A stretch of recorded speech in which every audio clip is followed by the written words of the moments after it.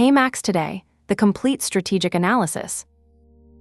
This is an independent analysis of HeyMax as it stands in August 2026, researched entirely from public sources. Nobody paid for it, and nobody previewed it. Not HeyMax, not Visa, not Chocolate Finance, not any airline, bank, or publication named in it. It is also a different kind of document from the 7 volumes that came before it. Those asked, market by market, whether HeyMax should enter Hong Kong, Singapore, the Philippines, Australia, the United Arab Emirates, Taiwan, and South Korea. This one turns the telescope around and looks at the company itself. What it sells, how it gets paid, what its currency is actually worth, how it governs that currency, what it has built to grow, who it is up against, and what would break it. Let me state the central finding early, because a strategic analysis that withholds its conclusion until the last page is a mystery novel rather than an argument. HeyMax has something the market volume spent 7 books failing to find anywhere else. A real, published, positive spread between what its currency costs to acquire and what that currency is worth. In Singapore today, you can buy Max miles at 1.25 cents each through a savings partner, and HeyMax itself will redeem them against any seat on any airline at about 1.8 cents. That gap is not a rumor or a modeling assumption. Both numbers are published, and HeyMax is the market maker on both sides of them. That is the case for the company.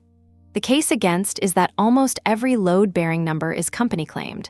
The partner roster has shrunk while the stated goal has doubled.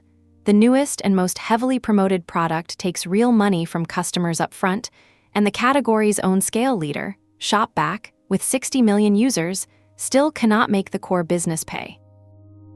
So the question this volume asks is not whether HeyMax is impressive. It is whether HeyMax is a business or a bonus. A durable intermediary with economics of its own, or a clever layer of value that exists only as long as somebody else's marketing budget funds it. Some ground rules, because they matter more here than in any previous volume. First, labels. HeyMax is a private company, and most of what is known about its scale comes from its own announcements. When I say 150,000 users, or 500 million Max miles issued annually, or $6 million of annualized revenue, those are company-claimed figures, and I will say so every time at the risk of monotony. Where I have made an estimate, I will call it an estimate. Where I could not verify something, I will say that plainly rather than paraphrase a document I never read. Second, measurement. Wherever I could count something myself instead of quoting somebody's summary, I did. The page counts in Chapter 11 were counted from the raw sitemap, not read off a summary, and that mattered. A summarizing tool told me the blog had 251 pages when direct counting returned 155. The App Store figures were pulled from the store's own lookup interface across 3 countries. The transfer roster was read off the Help Center rather than from press coverage. Third, corrections. This series has made mistakes, and one of them gets corrected in Chapter 6. Earlier volumes described HeyMax as having cut 17 transfer partners in June 2026. That is wrong. Those 17 programs were destinations on a manual workaround called Cash for Miles, involving a virtual debit card and a shopping trip to somebody else's website. They were not direct transfer partners. The distinction changes what the June cull means, and I would rather fix it in public than let it compound. 20 chapters. The product, the company, the money, the currency, the governance of that currency, the newer products, the growth machine, the competitive field, the scrutiny the numbers deserve, the risks, and a verdict with falsifiers pointing in both directions. Let's begin. Chapter 1, the stack on top of the stack. The fastest way to misunderstand HeyMax is to file it as a cashback app that pays in miles. That description is close enough to be repeated everywhere and wrong in the one way that matters. So let me start by being precise about what the product actually does. HeyMax does not replace your credit card, it sits on top of it. When a Singaporean buys a pair of shoes through the HeyMax app, 3 things happen at once. The credit card earns whatever it was always going to earn, its miles, its cashback, It's bank points. The merchant pays an affiliate commission for having been sent a customer, and HeyMax hands most of that commission back to the shopper in the form of Max Miles, its own currency. The card rewards are untouched. The Max Miles are additional. That word, additional, is the entire proposition, and it is why the company's own marketing uses the verb stack. This matters strategically, not just descriptively. A product that replaces something has to be better than the thing it replaces, which means fighting an incumbent on its own ground. A product that stacks on top has only to be free and slightly useful, because the comparison is not HeyMax versus my credit card. It is HeyMax versus nothing. That is a much easier argument to win, and it explains how a company of roughly 30 people acquired a company-claimed 150,000 users without ever asking anyone to switch anything. Now the currency itself, because Max Miles are the thing everything else in this book depends on. Max Miles are earned across a wide surface. Online shopping through the app's merchant links, dining at participating restaurants, buying vouchers and gift cards, paying bills, riding public transport in some configurations. And, through the Visa integration in Chapter 8, automatically, on card-linked offers that fire without the user doing anything at all.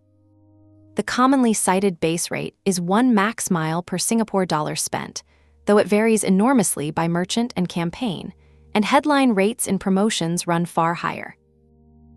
3 properties define the currency. Max Miles never expire, which removes the anxiety that governs most airline programs. They transfer at 1-to-1 to most partner programs, which the chief executive has publicly described as deliberate. His words are that the company is aiming to maintain a 1-to-1 ratio because it is a key thing that customers love. And they have a published floor.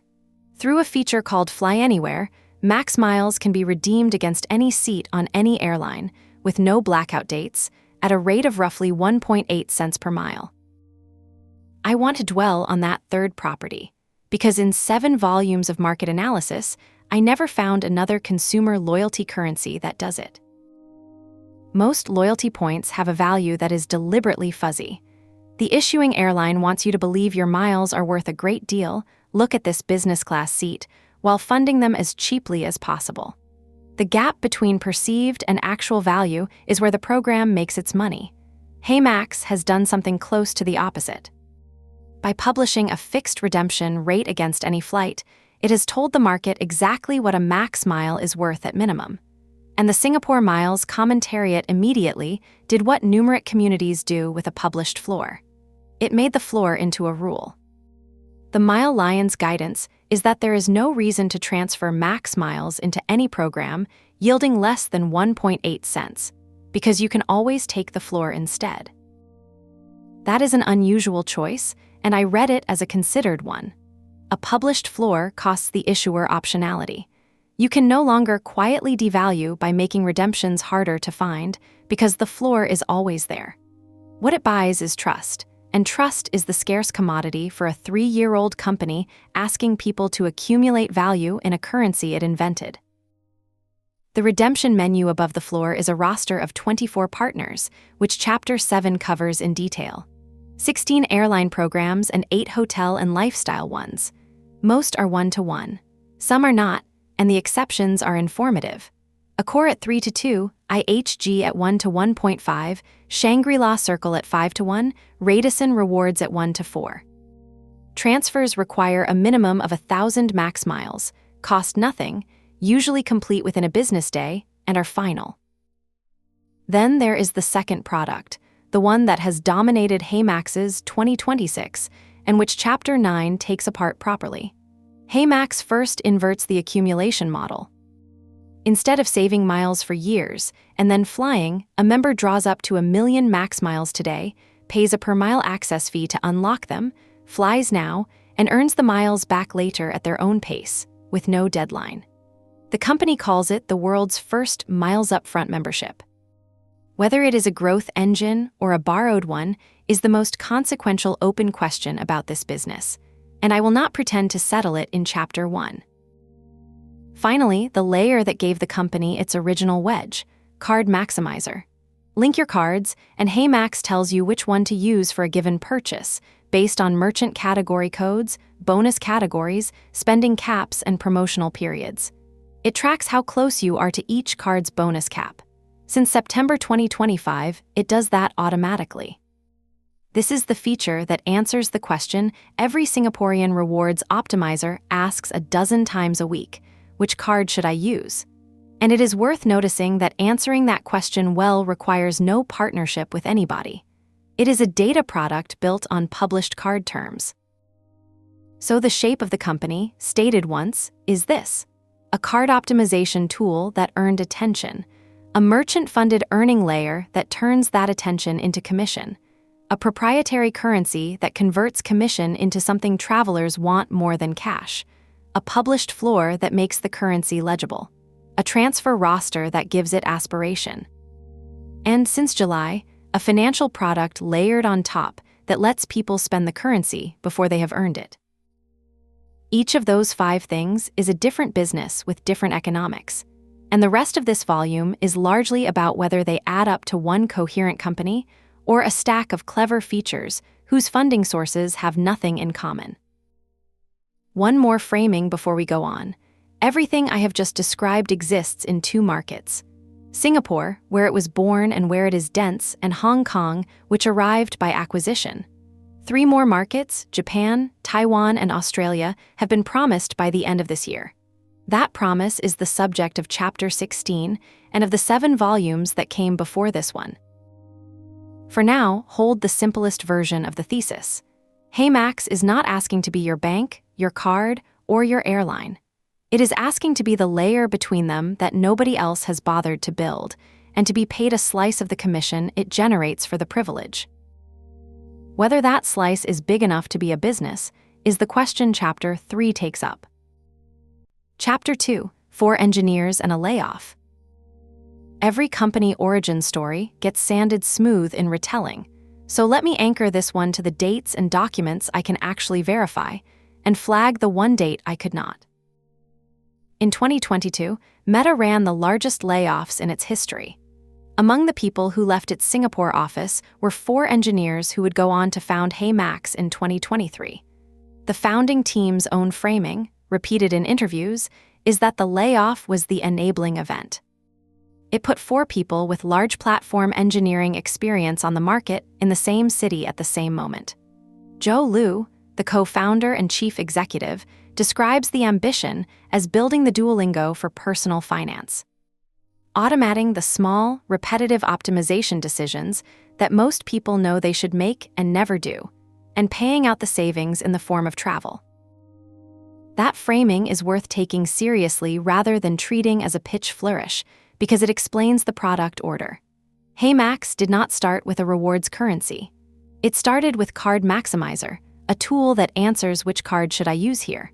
A pure automation problem, solvable with published card terms and merchant category codes, requiring no partner to sign anything. The currency came after the audience. Now the funding, where I need to correct my own earlier work. The seed round was $2.6 million, led by January Capital, alongside Tenity and Strategic Angels. January Capital's own announcement post is dated the 4th of July, 2024. Earlier volumes in this series dated the seed to November 2023. That was wrong, and the investor's own post is the better source. At the time of that post, HeyMax claimed more than 500 merchant partners, more than 20 loyalty partners, more than 50,000 users within a few months of launch, and more than 5,000 Telegram members. Pause on that Telegram number because it is the most revealing detail in the seed announcement. A reward startup with a 5,000-member Telegram group before its seed round closed is not primarily a marketing story.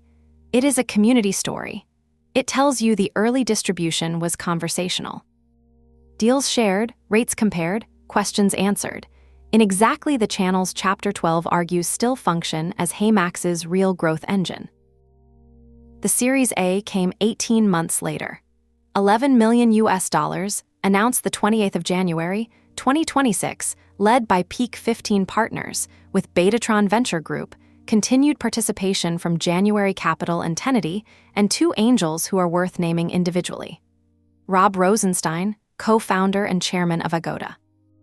And David Lee, a fintech advisor and former president of Visa Asia Pacific. Those two names are not decoration. HeyMax's two most important non-airline relationships are a travel commerce motion and a card-linked rail built on the Visa Offers platform. Having Agoda's co-founder and Visa Asia Pacific's former president on the cap table is the kind of signal that gets a 30-person company a meeting it would otherwise not get. I cannot prove causation between the angels and the partnerships, and I am not going to assert it, but the shape is worth noting. The company-claimed metrics disclosed at the Series A were these: more than 150,000 users, more than 500 million max miles issued annually, annualized revenue of $6 million growing fivefold year-on-year, more than 800 brands, and more than 30 airline and hotel programs. Markets live, Singapore, and Hong Kong. Markets promised, Japan, Taiwan, and Australia by the end of 2026. 3 of those numbers deserve immediate scrutiny, and I will give them proper treatment in Chapter 17 rather than glossing here. The brand count moves between 400, 500, and 800, depending on which document you read, which probably reflects different scopes, the shopping portal versus all merchant relationships including dining. But I could not reconcile them from public sources. The 30-plus programs figure sits awkwardly beside a current roster of 24. And 500 million max miles issued annually is, at the published floor of 1.8 cents, roughly $9 million of redemption value created in a year against $6 million of annualized revenue. A comparison I will handle carefully in Chapter 4, because it is more interesting than it first looks and less damning than it sounds. The Hong Kong entry happened by purchase rather than by launch. In July 2025, HeyMax acquired Krip, a Hong Kong fintech. The Krip brand was retired and key team members were absorbed. The Hong Kong consumer launch followed, paired with a Cathay partnership, Asia Miles being by a wide margin the most referenced airline program in HeyMax's entire published estate. For a company of this size, buying a team and a market position rather than building one is a defensible use of seed-stage capital, and it is the only acquisition in the company's history. Then, on the 31st of March, 2026, HeyMax opened what it called its global headquarters in Singapore, with a government minister in attendance, and stated an intention to double its local headcount by 2027. The stated purpose of the Singapore base is to house core engineering, artificial intelligence research, and regional expansion. Joe Liu's line at the opening was that Singapore is the only place in the world where you are standing at the absolute center of both the future of finance and the future of travel. That is a good sentence, and also a revealing one. A company that has raised $11 million and operates in 2 markets is making a claim about being at the center of 2 global industries. Read charitably, it is a statement about Singapore's genuine position as both an aviation hub and a financial center. Read skeptically, it is the sound of a seed-stage company narrating itself as a platform. Both readings are available, and I hold them simultaneously through most of this book. On headcount, I want to be honest about a number I have used before and can no longer stand behind precisely. Earlier volumes described HeyMax as roughly 30 people. That came from careers page enumeration and press descriptions, and I have not re-verified it for August 2026, particularly after a stated intention to double local headcount. Treat roughly 30, growing, as directional, and do not build an argument on the exact figure. What I can say with confidence is that this is a company measured in tens of people, not hundreds, operating in 2 live markets, with 3 more promised by December. Which brings me to the thing that makes this company genuinely unusual, and it is not the funding or the founding story. It is the ratio between ambition and headcount.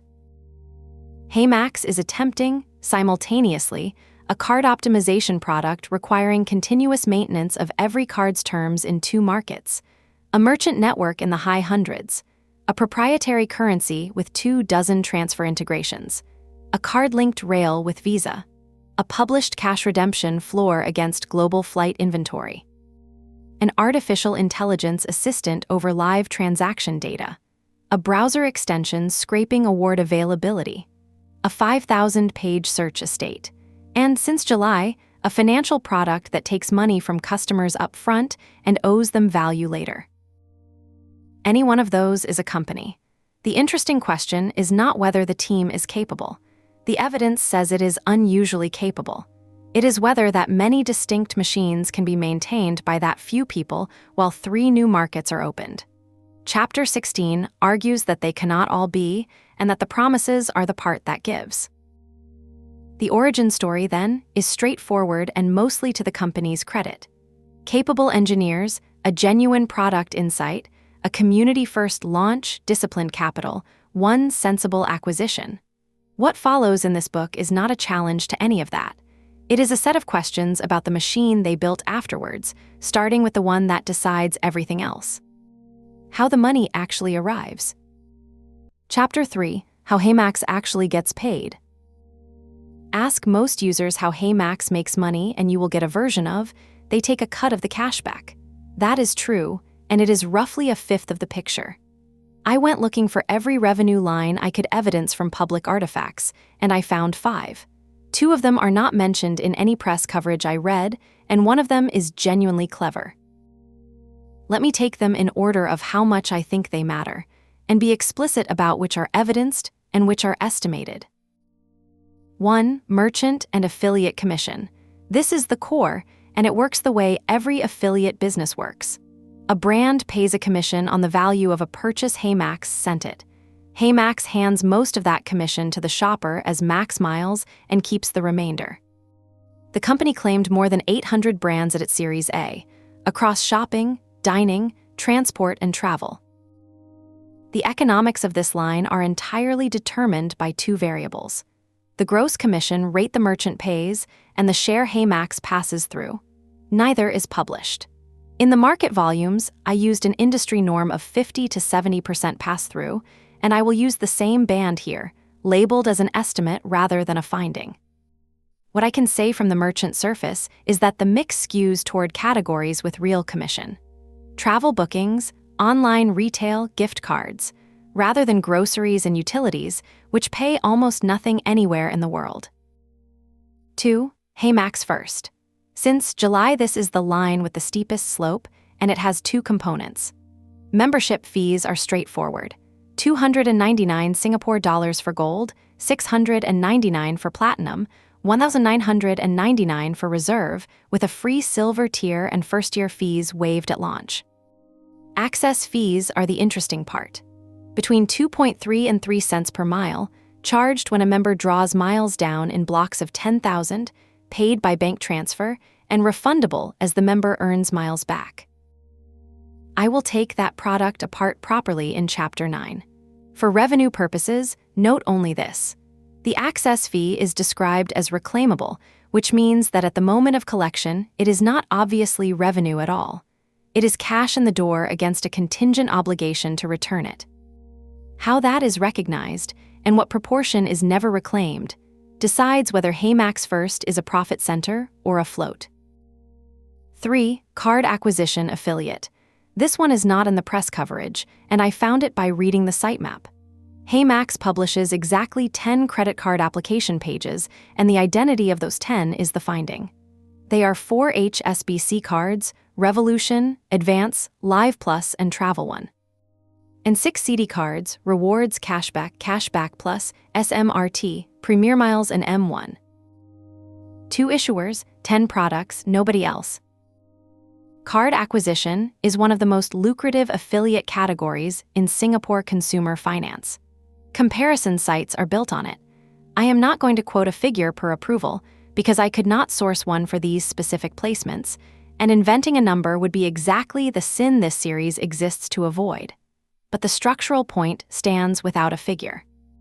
HeyMax has a card referral business, it is live, and it is concentrated in 2 banking relationships. That concentration is a risk in Chapter 19 and a revenue line here. 4. The points purchase affiliate. This is the clever one, and I would have missed it if I had not enumerated the merchant pages. Among HeyMax's merchant pages sit 13 with an unusual shape: Lufthansa Miles and More Points Purchase, Southwest Miles Purchase, World of Hyatt Points Purchase, Air France KLM Miles Purchase, Marriott Bonvoy Points Purchase, Etihad Guest Miles Purchase, United Mileage Plus Miles Purchase, Melia Miles Purchase, Avianca Miles Purchase, JetBlue TrueBlue Miles Purchase, Hilton Honors Points Purchase, Spirit Points Purchase, and IHG Miles Purchase. These are not transfer destinations. They are merchants. If you want Marriott points, you buy them from Marriott, and if you start that purchase through HeyMax, HeyMax earns a commission and pays you max miles for the privilege. Now hold that list against Chapter 6. Marriott, Hilton, Hyatt, Etihad, United, Avianca. These are largely the same programs that were dropped from cash for miles on the 1st of June. HeyMax stopped being a route into those currencies and remained a route to buying them. The relationship inverted. They went from destinations HeyMax paid to reach to merchants that pay HeyMax. I think that is a genuinely smart piece of business design, and it is invisible in every write-up of the June cull, including my own earlier ones. It also complicates the simple story that HeyMax lost those programs. It lost them as redemption options. It kept them as revenue. 5. The business-facing network. HeyMax publishes a business section and an affiliate subpage pitching merchants on customer acquisition. The standard two-sided argument that a rewards platform delivers incremental, high-intent, spend more cheaply than performance marketing. I could not characterize the terms because both pages are assembled in the browser and return no text to a fetch, and there is no public rate card. I am flagging the line as real and unquantified rather than guessing at it. So much for the sources. Now the question that actually matters, which is whether they add up. The company claimed $6 million of annualized revenue growing fivefold as of January 2026. Take that at face value. It is company claimed and unaudited, and I label it as such. Against it, set the company's other claim: more than 500 million max miles issued annually. At the published floor of 1.8 cents a mile, 500 million max miles represent about $9 million of redemption value created in a year, against $6 million of revenue. On its face, that looks like a company giving away more than it earns. It almost certainly is not, and it is worth understanding why, because the naive reading is the one a hostile reader reaches first. The floor is not the cost. HeyMax funds miles out of the merchant commission it receives, and the miles are the pass-through portion of that commission, the part that was never HeyMax's to keep. Revenue, in an affiliate business, is normally the net retained after rebate, not the gross commission. So the $6 million and the $9 million are not the same kind of quantity, and subtracting one from the other is a category error. On top of that, not all issued miles are redeemed at the floor. Many are transferred to partners at ratios HeyMax negotiates, some sit unredeemed for years, and some are never redeemed at all. That last point deserves naming, because it is the quiet economics of every loyalty currency ever issued. Breakage. Miles that are earned and never spent are pure margin to the issuer. HeyMax has deliberately reduced its own breakage by making max miles never expire, which is a genuinely pro-consumer choice and a real cost. But never expires is not always redeemed, and a currency held for years is a currency financed by somebody else's float in the meantime. Put the 5 lines together, and a picture emerges that I find more coherent than the cashback with extra steps description. HeyMax earns a spread on commerce it routes. It earns fees on a credit-like product. It earns bounties on card applications for 2 banks. It earns commission when people buy other companies' loyalty currencies. And it is trying to build a merchant-side network business underneath all of it. Only the first of those is the business people think it is in. And only the first is obviously scalable without either a balance sheet or a license, which is the tension Chapter 18 takes up. There is one more observation worth making before moving on, and it is the one I would put to the company first if I could ask a single question. 4 of these 5 lines are denominated in somebody else's willingness to pay a commission. Merchants, banks, hotel programs. The 5th, HeyMax First, is denominated in customers' willingness to pay HeyMax directly. That is a meaningful strategic shift, and it happened in the last 4 months. A company whose entire model was, the merchant pays, so the user never does, now has a product where the user pays up front. Whatever else HeyMax First is, it is the first time this company has asked its own customers for money. What that money buys and what it costs them is Chapter 9. But first, the number everything else hangs on. What a max mile is actually worth. Chapter 4, What a Max Mile is Worth. This is the most important chapter in the volume, and unusually for this series, it is the one where the numbers come out in the company's favor. Here is the finding, stated as plainly as I can. In Singapore in August 2026, you can buy max miles for 1.25 cents each. HeyMax will redeem them against any seat on any airline with no blackout dates at about 1.8 cents each. Both prices are published. Both are current. And HeyMax is the market maker on both sides of them. Anyone who read the South Korea volume will recognize how strange that is, because I spent an entire book there establishing the opposite condition. In Korea, a SkyPass mile cost 15 to 25 won to acquire and was worth 15 to 21. The ranges overlapped, the spread was gone, and I concluded that no rewards platform could operate in the gap because there was no gap. Singapore is the inverse case. The spread exists, it is wide, and it is legible to anyone who can read 2 web pages. Let me build both sides properly. The floor, HeyMax operates a redemption route called FlyAnywhere. It is not an award chart and it is not a transfer. It is a fixed-rate redemption of max miles against the cash price of a flight. Any airline, any seat that is for sale, no blackout dates. Since July 2025, it also supports award flight redemptions. The rate is about 1.8 cents per max mile. There's a wrinkle I have to flag rather than smooth over. In April 2025, HeyMax raised the FlyAnywhere rate from 1.8 cents to 2 cents, described as a trial running to early July that year, and simultaneously allowed partial redemptions from 1,000 miles rather than requiring the miles to cover an entire airfare. Current commentary is back at 1.8.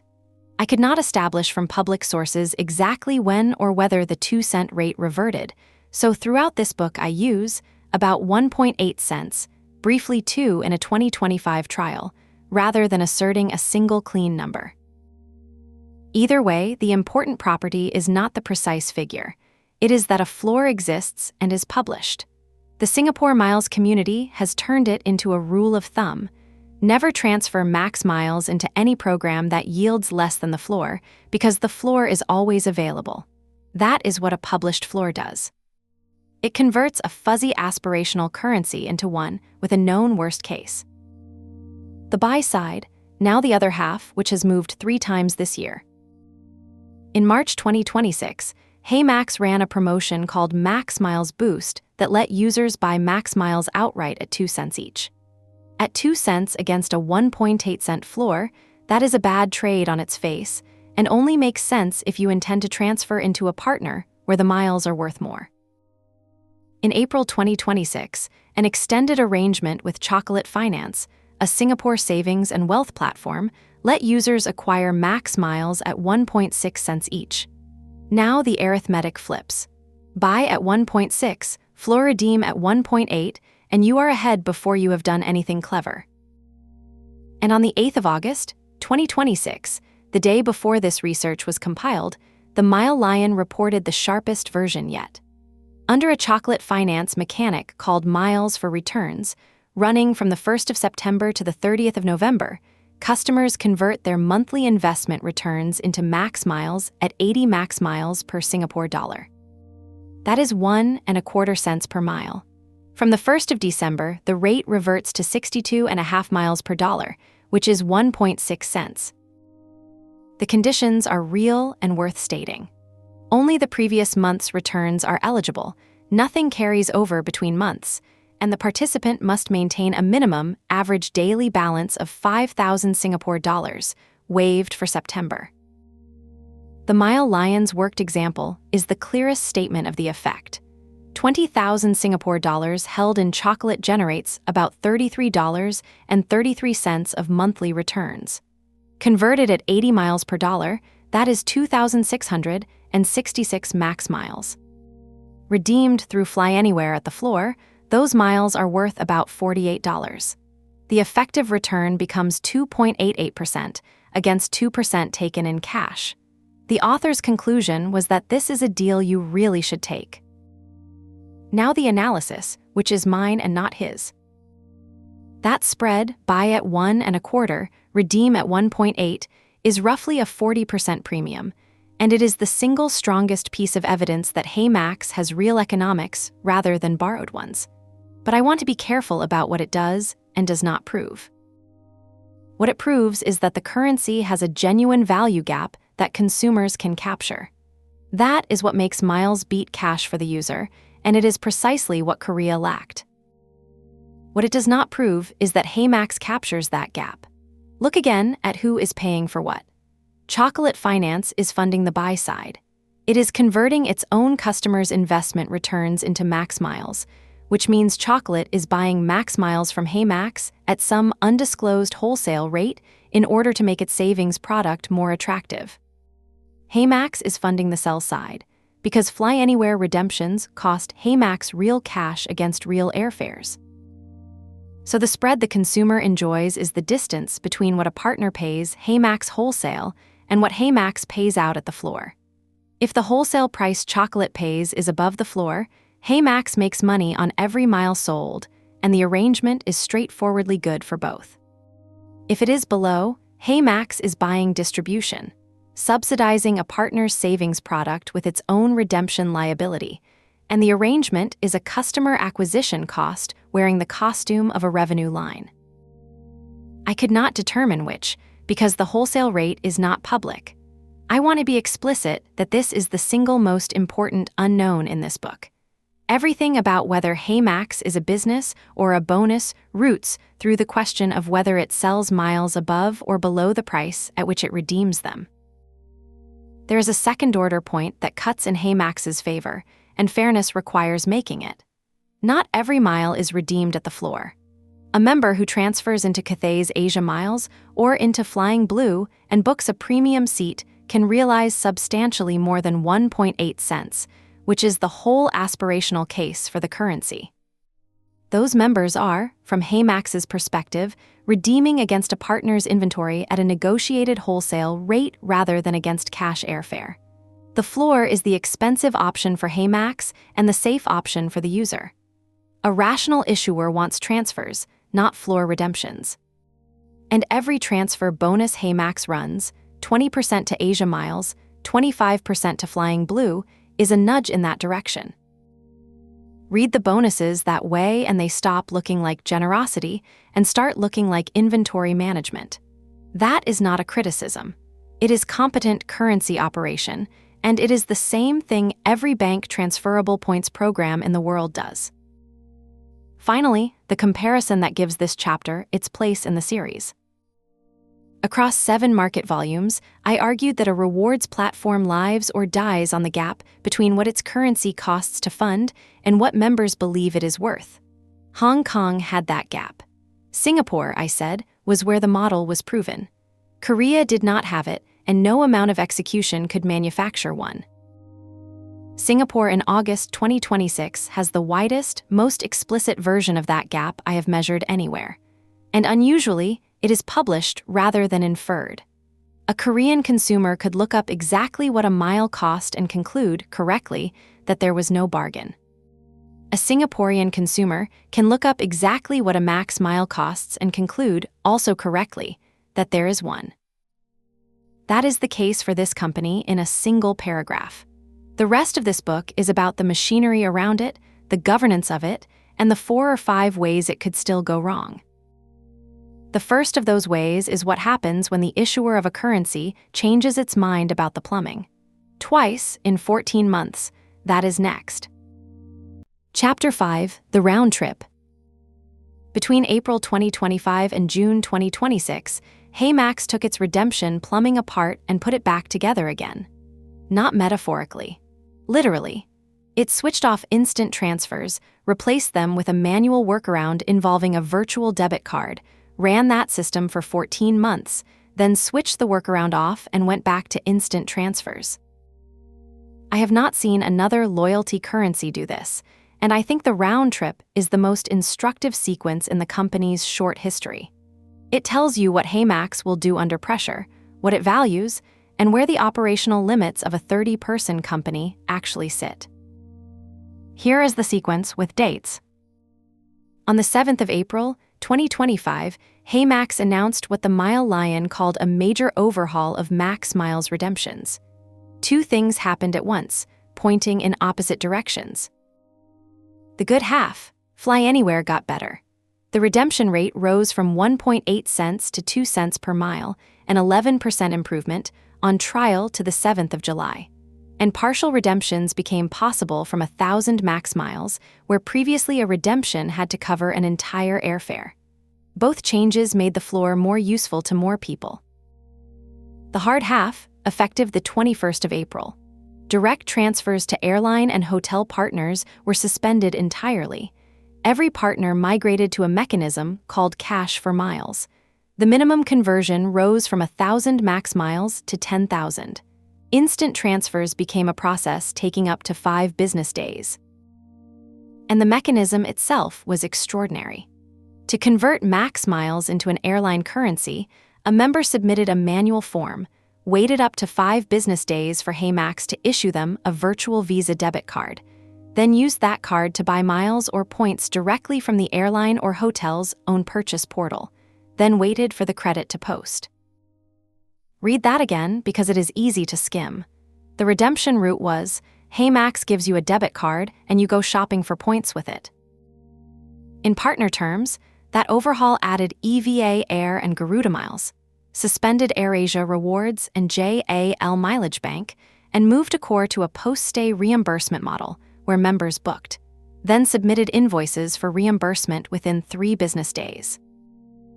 HeyMax's framing at the time was that this was temporary infrastructure optimization in service of expansion, that the company was heading for 50 partners by 2027 and needed to rebuild the rails to get there. It had 28 partners at that point. Crucially, the chief executive was explicit that ratios were not being touched. "We are aiming to maintain a 1-to-1 ratio," he said, "because it is a key thing that customers love." The Mile Lion's assessment was that no devaluation had occurred, that the 1-to-1 preservation was the crucial thing, and that the friction was a transitional cost. That was a fair read at the time, and I would have written the same. Ratios are the thing that matters most in a transferable currency, and HeyMax protected them while degrading convenience. Given a forced choice between the two, that is the correct choice. Then, 14 months later, the whole apparatus was reversed. On the 18th of May, 2026, HeyMax announced it was ending cash for miles. From the 1st of June, the program terminated, with final redemptions honored to the 31st of May. 17 programs fell out of reach, 14 airlines and 3 hotel groups, which Chapter 6 lists and untangles. In their place, direct transfer returned as the only redemption rail, with instant conversions and a 1,000-mile minimum. EVA, Air, and Radisson rewards moved from cash for miles into direct transfer, and Philippine Airlines was added. The company's own explanation, published in its Help Center, is the clearest statement of strategy it has made. Direct transfer is the redemption path we're investing in. It's faster, automated, and the foundation of the partner network we're building. The Mile Lion's read on why cash for miles had to die was operational and economic. Unrestricted conversions at retail purchase pricing were expensive to fulfill, and issuing prepaid cards while managing a dozen different partner purchase processes created an administrative burden out of all proportion to a small team. I think that is right, and I would add a third reason the company did not state. Cash for miles was a mechanism that made HeyMax look like a payments company. It issued debit cards. It processed manual forms. It held customer value for 5 days while a purchase completed somewhere else. Every one of those attributes moves a loyalty program closer to the regulatory perimeter that Chapter 18 describes, and further from the limited-purpose e-money carve-out that keeps ordinary loyalty schemes outside the Payment Services Act. Killing cash for miles simplified the operation and simplified the regulatory story simultaneously. So what does the round trip actually tell us? First, that the ratio is the sacred number. Given the choice between degrading convenience and degrading the one-to-one exchange rate, HeyMax chose convenience twice in both directions. That is the single most reassuring fact about this currency's governance. Members' holdings were never repriced during a 14-month rebuild of the entire redemption stack. Second, that the company will ship an ugly interim. A virtual debit card and a 5-day manual process is not a product anyone designs. It is a bridge somebody builds because the alternative is switching redemption off entirely. There is something to respect in that. A more image-conscious company would have quietly reduced the partner list and pretended nothing was happening. Third, and less comfortably, that the roadmap and the reality can diverge for over a year. In April 2025, the company had 28 partners and announced a path to 50 by 2027. In August 2026, it has 24. The direction of travel over that period was down, not up, while the stated target stayed at 50 and the deadline stayed at the end of next year. Chapter 7 does that arithmetic properly. Fourth, that max miles value has been protected at the floor throughout. Whatever happened to the plumbing, FlyAnywhere kept working, and it got better in April 2025 rather than worse. For a member who never transfers to a partner, the 14-month rebuild was close to invisible. That is not an accident. It is the benefit of having a floor that does not depend on any partner relationship. And a fifth observation, which is the one I would put to a prospective member rather than an investor. A currency whose redemption architecture can be suspended, replaced with a manual workaround, and then restored all within 14 months, all without a vote, all announced by blog post, is a currency governed unilaterally by a private company. That is true of every loyalty currency ever issued, including the airlines. But airlines are large, regulated, and politically exposed, as the Korea volume demonstrated at length when a transport minister forced Korean Air to withdraw a devaluation. HeyMax is a private startup with roughly 30 people and no such constraint. The counterweight is the published floor and the Commentariat in Chapter 12, which grades every change within days. That is a real check, and it has visibly shaped behavior. The June 2026 announcement of a free HeyMax First tier and indefinite reclaim eligibility followed exactly the sort of public scrutiny that Chapter describes. But it is a reputational check, not a structural one. Which brings us to the part of the June call that everyone, including me, initially got wrong. Chapter 6, 17 programs that were never partners. I have to correct something I published. In earlier volumes of this series, the United Arab Emirates volume most explicitly, and the Taiwan and Korea volumes in passing, I described HeyMax as having cut 17 transfer partners on the 1st of June, 2026.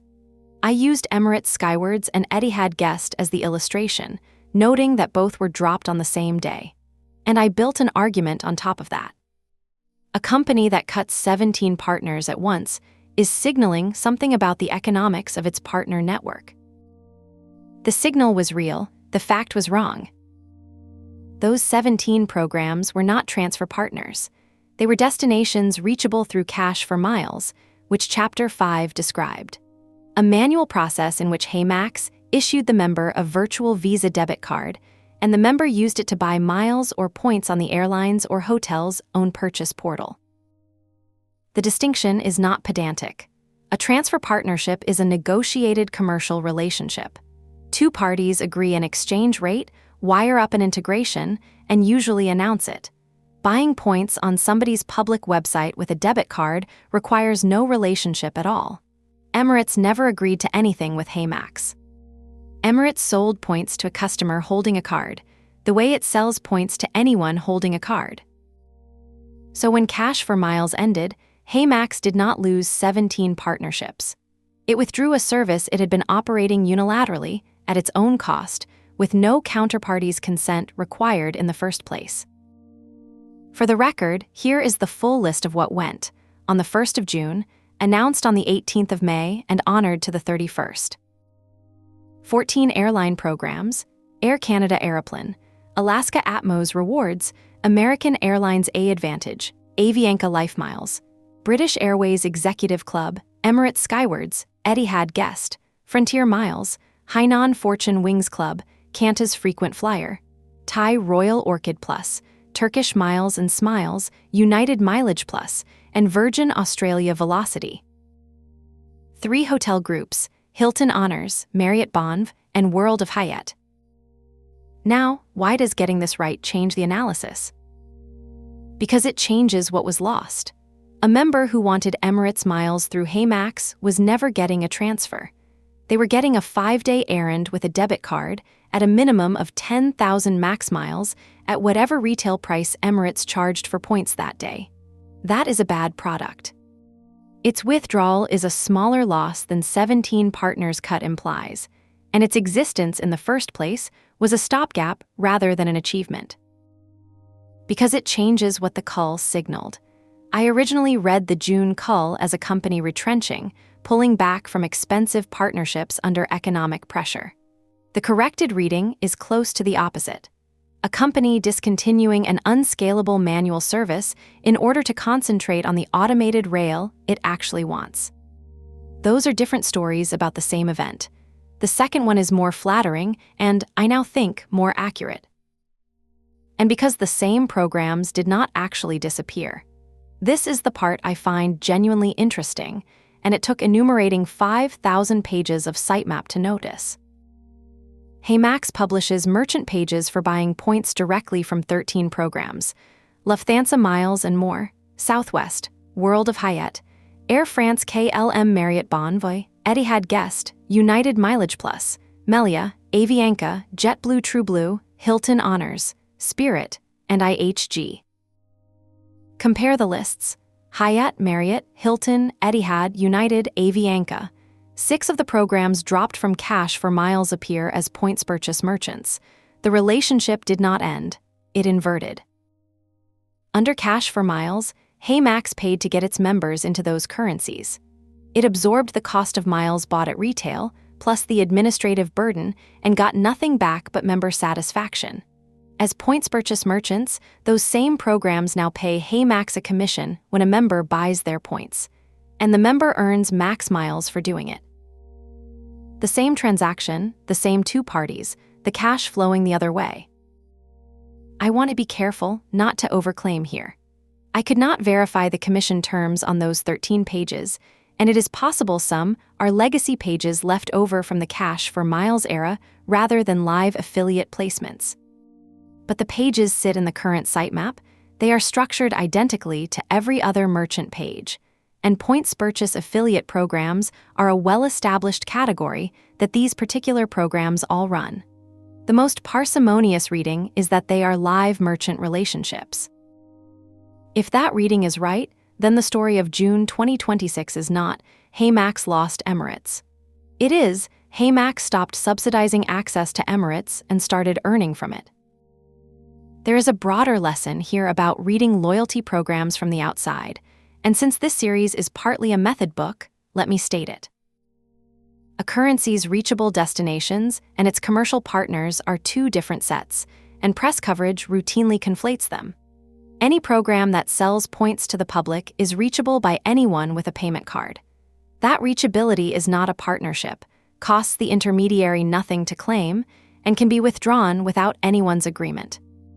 Real partnerships have integrations, negotiated ratios, minimums, and usually a joint announcement. The test I should have applied, and will from now on: did the counterparty have to agree to this? If the answer is no, it is not a partnership, however it is described in a roundup. Applying that test to HeyMax's current roster is reassuring, as it happens. The 24 programs in Chapter 7 are all direct integrations with negotiated ratios. Several of them are not one-to-one, which is itself proof of negotiation, since a party that had not agreed anything would not have a bespoke rate. The 24 that remain are real in a way, the 17 that left never were. Which leaves one uncomfortable residue, and I will not pretend otherwise. Before June 2026, HeyMax's marketing could truthfully say members could reach dozens of programs including Emirates, Qantas, Marriott, and Hyatt. After June, it cannot. Whatever the mechanism behind it, the member-facing menu got substantially shorter, and the programs that vanished are precisely the aspirational Anglo-American names that miles enthusiasts care most about. Turkish, Aeroplan, and Avianca are the classic sweet spot programs of the entire hobby. So the corrected story is better for HeyMax as a business and still worse for HeyMax as a product. It kept its real partners and shed a fake menu, which is the right call commercially. But the fake menu was doing marketing work, and nothing has replaced it. What replaced it, at least in intent, is a stated plan to more than double the real roster. That plan, and the arithmetic that makes it hard, is next. Chapter 7, 24 Partners and the Road to 50. HeyMax has published a target: 50 or more direct airline and hotel partners by the end of 2027. It calls this the Road to 50, and it is the clearest statement of ambition the company makes anywhere in its own documentation. Here is the arithmetic that makes it interesting. In April 2025, when the target was first framed, HeyMax had 28 partners. In August 2026, it has 24. The roster shrank while the goal doubled. That sentence is not a gotcha, and I want to diffuse the cheap version of it before making the real point. The count fell because the definition tightened. Chapter 6 explained that cash for miles destinations were folded in and then removed, and the 24 that remain are all genuine negotiated integrations. Comparing the two numbers is comparing a padded count to a clean one. But even granting that entirely, the company now needs to add roughly 26 real partnerships in 17 months, having added a handful in the previous 17. Let me lay out what actually exists today, because the composition is more informative than the count. 16 airline programs: Air Arabia's Air Rewards, Air Astana's Nomad Club, Air France KLM's Flying Blue, Air India's Maharaja Club, AirAsia Rewards, Cathay Pacific's Asia Miles, EVA Air's Infinity Mileage Lands, Ethiopian's Sheba Miles, Garuda's Garuda Miles, Japan Airlines JAL Mileage Bank, Philippine Airlines Mabuhay Miles, Qatar Airways Privilege Club, SAS Eurobonus, Vietjet's Skyjoy, Vietnam Airlines Lotus Miles, and Xiamen Air's Egret Miles. 8 hotel and lifestyle programs: Accor, IHG1 Rewards, Luxury Escape Society, Plaza Premium Smart Traveler, Radisson Rewards, Shangri-La Circle, Wyndham Rewards, and U Rewards. Transfers require a minimum of 1,000 max miles, cost nothing, usually complete within 1 business day, and are final and non-reversible. Now read the airline list as a strategic document rather than a menu. What is present? Cathay, Qatar, Japan Airlines, EVA Air, Flying Blue, and Eurobonus are genuinely useful currencies with real premium cabin redemptions. Around them sits a second tier: Air Arabia, Air Astana, Ethiopian, Garuda, Vietjet, Xiamen, Air India, Philippine Airlines, that is heavily weighted toward Asian, Middle Eastern, and second-tier carriers. What is absent? Every North American program, every alliance-anchoring European legacy program other than Flying Blue and Eurobonus, Emirates, and Singapore Airlines' own Kris Flyer. That last absence is the loudest one, and it deserves saying plainly. HeyMax is a Singapore company whose members overwhelmingly fly out of Changi, and the flag carriers program is not on its transfer roster. Kris Flyer is reachable through Kris Plus if you hold the right bank cards, which Chapter 15 covers, but not through Max Miles. Whatever the reason, and Singapore Airlines has no obvious commercial need to sell miles to an aggregator on its own doorstep. The practical effect is that the home carrier is the one destination the home platform cannot reach. The ratios that are not 1-to-1 are the second thing worth reading closely, because they show where negotiating leverage actually sat. AirAsia is better than 1-to-1 at 1-to-1.2, a low-cost carrier buying distribution. IHG at 1-to-1.5 and Radisson at 1-to-4 look generous until you remember hotel points are worth far less per unit than airline miles, so the ratio is doing unit conversion rather than conferring value. Luxury escapes at 1-to-3 and U at 1-to-3 sit in the same category. Shangri-La at 5-to-1 runs the other way entirely.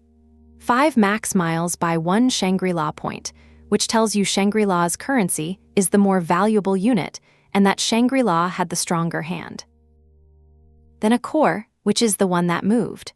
Accor was 1-to-1.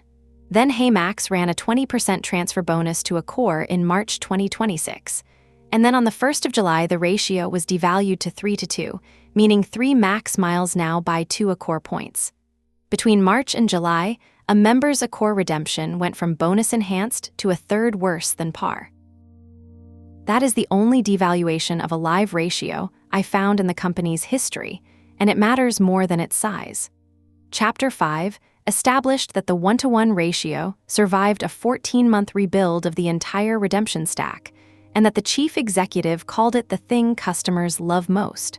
Accor shows the commitment is not absolute. A ratio can move, and it moved without much ceremony. I do not think that is scandalous.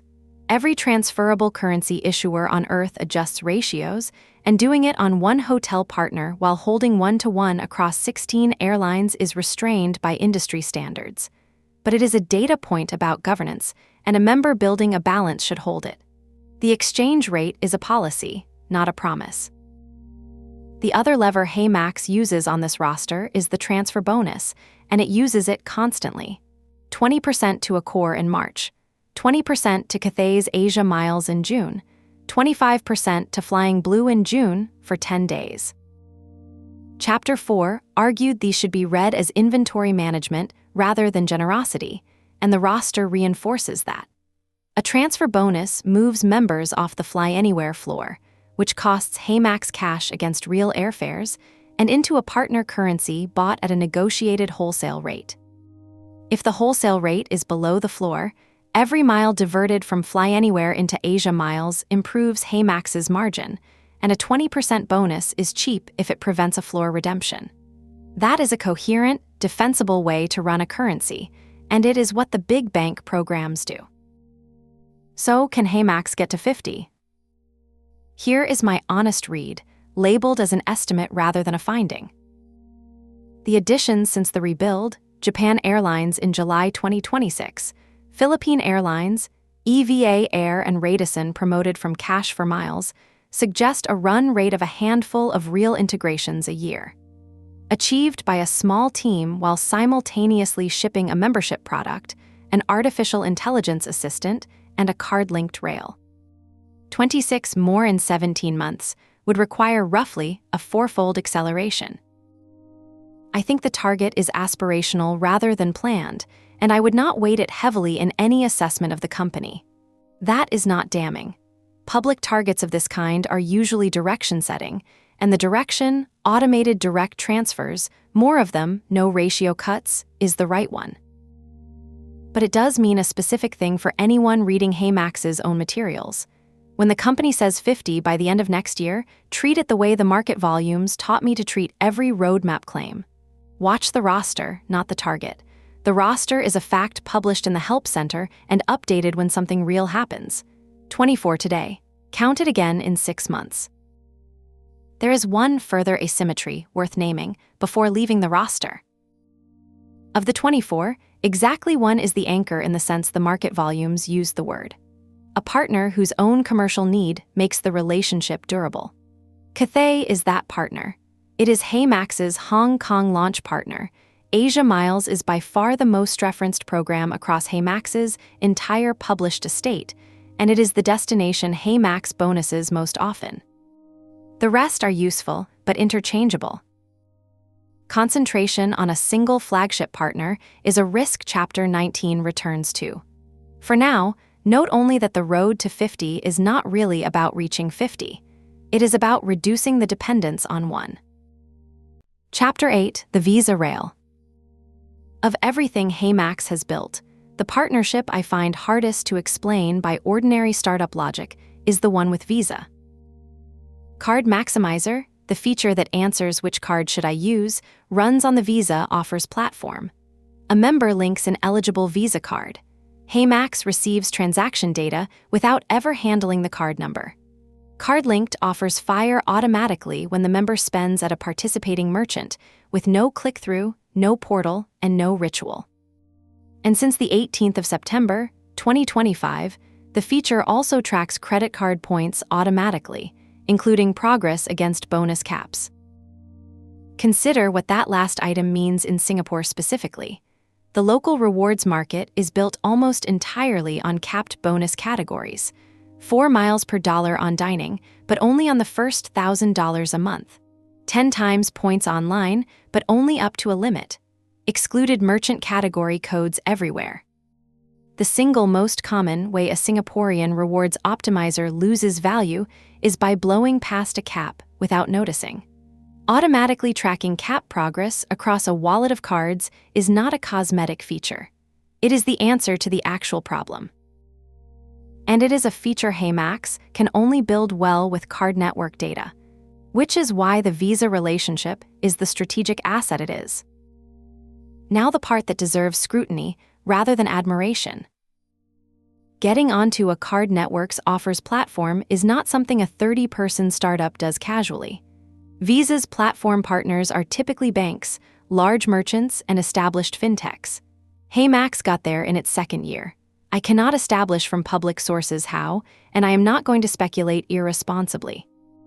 But I will note the fact from Chapter 2 that David Lee, a former president of Visa Asia Pacific, is an angel investor in the company and leave you to weigh it. Correlation stated. Causation not claimed. What the rail buys HeyMax is worth enumerating because it is more than a feature. It removes friction from earning. The core weakness of every shop-through affiliate model is the click-through ritual. The user must remember to start at the platform, or the commission never fires. Card-linked offers eliminate that. The user spends normally and the reward arrives. Every cashback platform on Earth wants this. Most cannot get it. It creates a data moat. Transaction-level visibility across a member's cards is the substrate for everything else. The card recommendations, the cap tracking, and the artificial intelligence assistant in Chapter 10, which explicitly runs on data from Visa cards enrolled through the platform. And it makes the card application business credible. Chapter 3 identified 10 card application pages, all HSBC and CD. A platform that can observe a member's actual spending is far better placed to recommend a card than one guessing from a questionnaire. And card recommendation is where the acquisition bounties live. Now the limits, which are real and under-discussed. The rail is Visa only, and that constrains the product. Chapter 10 will show that Max AI works fully only with linked Visa cards. MasterCard and American Express holders get rule-based advice with no transaction data. In a market where American Express is a significant force in premium travel rewards and MasterCard is roughly half the market, an offering that sees only part of the wallet gives partial answers to the question it exists to answer. A member optimizing across a Visa, a MasterCard, and an Amex has, at best, one eye open. The rail is Singapore first. Max AI is documented as supporting Singapore-issued cards only, and Card Maximizer required a separate Hong Kong rollout, which the Help Center documents as its own article. Every new market means re-establishing card linking coverage locally, issuer by issuer, network by network. That is a slow, unglamorous barrier to the 3 markets promised for this December, and it is precisely the kind of work that does not compress with a bigger marketing budget. And there is a trust objection that has not gone away. On Hardware Zone, the Singapore forum where consumer skepticism gets litigated at length, the recurring objection to HeyMax is exactly what you would predict. Users are reluctant to enter card details, with the security code and expiry date specifically named. That objection persists even though the Visa integration is designed to avoid exposing the card number, which tells you something important about how security concerns actually work in consumer products. The architecture being safe is not the same as the architecture being understood to be safe. That gap between actual and perceived security is a marketing problem HeyMax has not solved, and it is expensive. Every user who declines to link a card is a user for whom the entire card-linked layer, the automatic offers, the cap tracking, the assistant, the personalized card recommendations, simply does not exist. They fall back to the click-through shopping portal, which is the commodity part of the product, and the part ShopBack does at 60 million users of scale. So the Visa rail creates a two-tier user base. Linked users, for whom HeyMax is an ambient rewards layer that works without being opened, and unlinked users, for whom it is a shopping portal that pays in miles. The first group is the business. The second is the funnel. I would want to know the ratio between those two groups more than almost any other number about this company, and it is not published. If most claimed users are unlinked, then the claimed user count overstates the addressable base for everything HeyMax is building. If most are linked, the data asset is real and the assistant story is grounded. Chapter 17 returns to what can and cannot be inferred about the user base from public evidence. One last observation on this rail, and it connects to the volume's central question. Card-linked offers are funded from interchange, the fee merchants pay to accept a card, and the market volumes established that this pool varies enormously by jurisdiction. Australia caps it at 0.5%. Korea has legislated it down to nearly nothing, which is why I concluded no card-linked business could exist there. Singapore's interchange sits in a healthier band, around 1.5% to 2%, which is precisely why Singapore has a miles card culture at all, and why HeyMax could be born here. So the Visa rail is not a portable asset. It is a Singapore asset that must be rebuilt, market by market, in each new jurisdiction. And in some jurisdictions, it cannot be rebuilt at all because the money is not there. That is the strongest argument in this book for why HeyMax's expansion will be slower and more selective than its roadmap suggests. And it is the same conclusion the 7 market volumes reached from the outside, arrived at here from the inside. The next chapter turns to the product that does not depend on interchange, on merchants, or on partners at all, because its funding comes directly from the customer. Chapter 9, HeyMax First, the Miles-Upfront Gamble. On the 6th of July, 2026, HeyMax launched HeyMax First to all customers, describing it as the world's first Miles-Upfront membership. The pitch is genuinely novel, and I want to state it in the company's own framing before taking it apart. Every loyalty program ever built asks you to earn first and fly later. You accumulate for years, then redeem. HeyMax First inverts that. You take up to 1 million max miles today, book the business class seat you wanted, fly, and earn the miles back afterwards at your own pace, with no deadline and no penalty. That is a good idea. It is also, structurally, a credit product wearing loyalty clothing, and the whole of this chapter is about what that means. The mechanics, precisely. There are 4 tiers. Silver is free forever and gives access to a pool of 30,000 max miles. Gold costs 299 Singapore dollars a year for 100,000. Platinum is $699 for 300,000.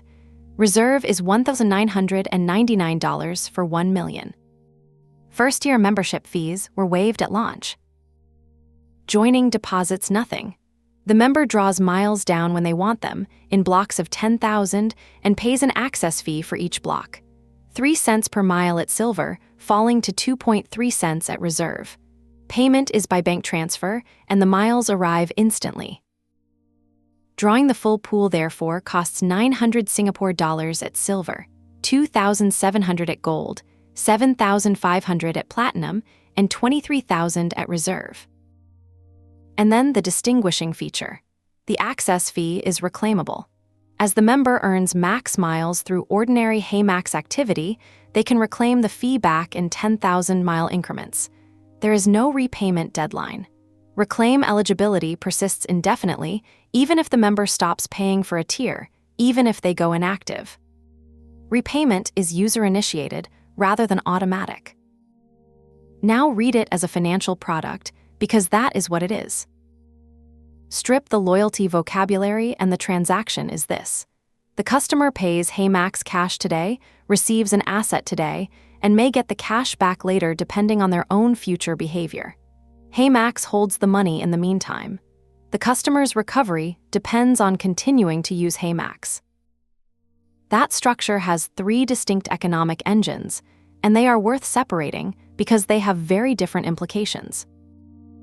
The float, between the access fee being paid and being reclaimed, HeyMax holds customer cash.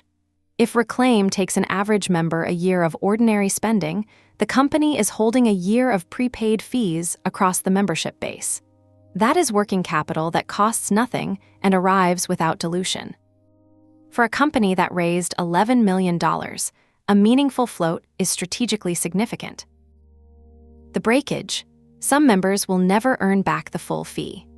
Someone who draws 100,000 miles at Gold has paid $2,700, and reclaiming it requires generating 100,000 max miles of ordinary activity, which, at a base rate near 1 mile per dollar, implies a very large amount of rooted spending.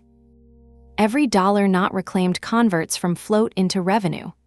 Breakage is the profit center of this product, exactly as it is for gift cards, and nothing in the public materials suggests otherwise. The behavioral lock-in. This is the subtlest and, commercially, probably the most valuable. A member with an unreclaimed access fee has a standing financial reason to route every possible purchase through HeyMax. They are not loyal because they like the app. They are loyal because they have money on the table. That is a retention mechanism no amount of product polish buys. None of those 3 is disreputable.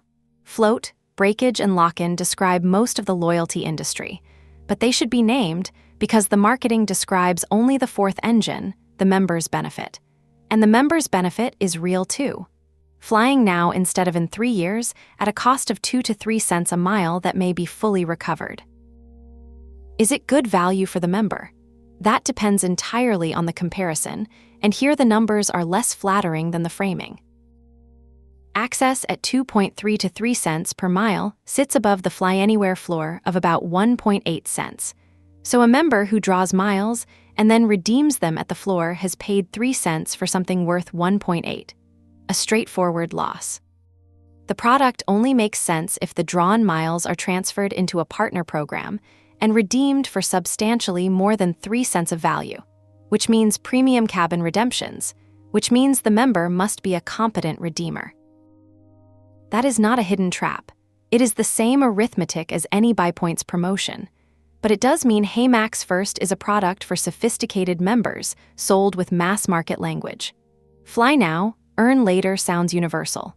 Pay 3 cents a mile and hope you extract more than 3 cents of value is the actual proposition, and it is not universal at all. The independent reviewers landed in the same place. Loyalty and Reward Co.'s review flagged 3 risks explicitly. Platform risk, meaning that if HeyMax fails, the access fees may be unrecoverable, the opportunity cost of tying up capital with HeyMax, and a fee structure high enough to make the product unsuitable for casual use. Platform risk is the one I would underline, because it is the point where this product and this company's regulatory position intersect. The member has given HeyMax real money against a promise of future refundability. That promise is not a deposit, is not insured, and is not, on the public evidence, segregated. If the company fails, the unreclaimed fees are an unsecured claim on a startup. Chapter 18 takes up why that also matters to a regulator. 2 things happened between announcement and launch that I read as the company hearing this criticism. HeyMax First was announced in April 2026. By the 5th of June, before the July launch, 2 changes were confirmed.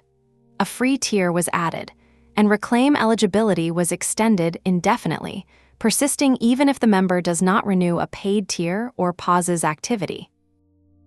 Both changes cut against the harshest reading of the product. A free tier means nobody has to pay an annual fee to participate.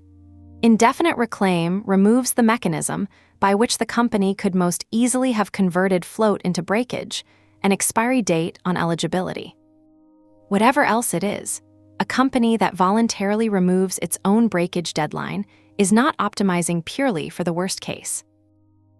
That is genuinely to the company's credit, and I want it on the record alongside the criticism. It also demonstrates Chapter 12's argument. The Singapore Commentariat priced this product in public within days of its announcement, and the terms improved before launch. So what is my overall read? HeyMax First is the most commercially interesting thing this company has built, and the most exposed. It converts a merchant-funded rewards platform into something with direct customer revenue, working capital, and structural retention. 3 things the affiliate model alone does not provide, and precisely the 3 things that would let this business scale beyond the ceiling Chapter 14 describes. It also moves HeyMax from, "We can never lose your money because we never hold it," which Chapters 5 and 18 show is the strongest trust position a loyalty startup can occupy, to holding customer money against a contingent promise. That trade may well be worth making, but it is a trade, and it is the single largest change in this company's risk profile since it was founded. Anyone assessing HeyMax should watch this product more closely than the partner count, the user count, or the roadmap. The next chapter looks at the layer the funding announcements talked about most, and the product delivers most cautiously. Chapter 10, the AI layer. HeyMax's domain name ends in .ai. Its series, a coverage described an artificial intelligence push. Its Singapore headquarters was announced as housing an AI research team. So it is worth asking, carefully and without cynicism, what the artificial intelligence in this company actually does today. The answer is 2 shipped features, one of them deliberately constrained and one of them explicitly experimental. Both are more modest than the funding narrative implies.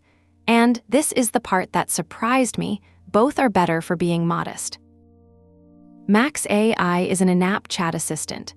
Its Help Center article is dated the 6th of April, 2026, and describes a phased rollout rather than a hard launch. What it does is answer questions about your own spending and rewards. How much did I spend last month? How close am I to my bonus cap? Which card should I use for dining? What merchant category does this fall under? What are the terms on this card?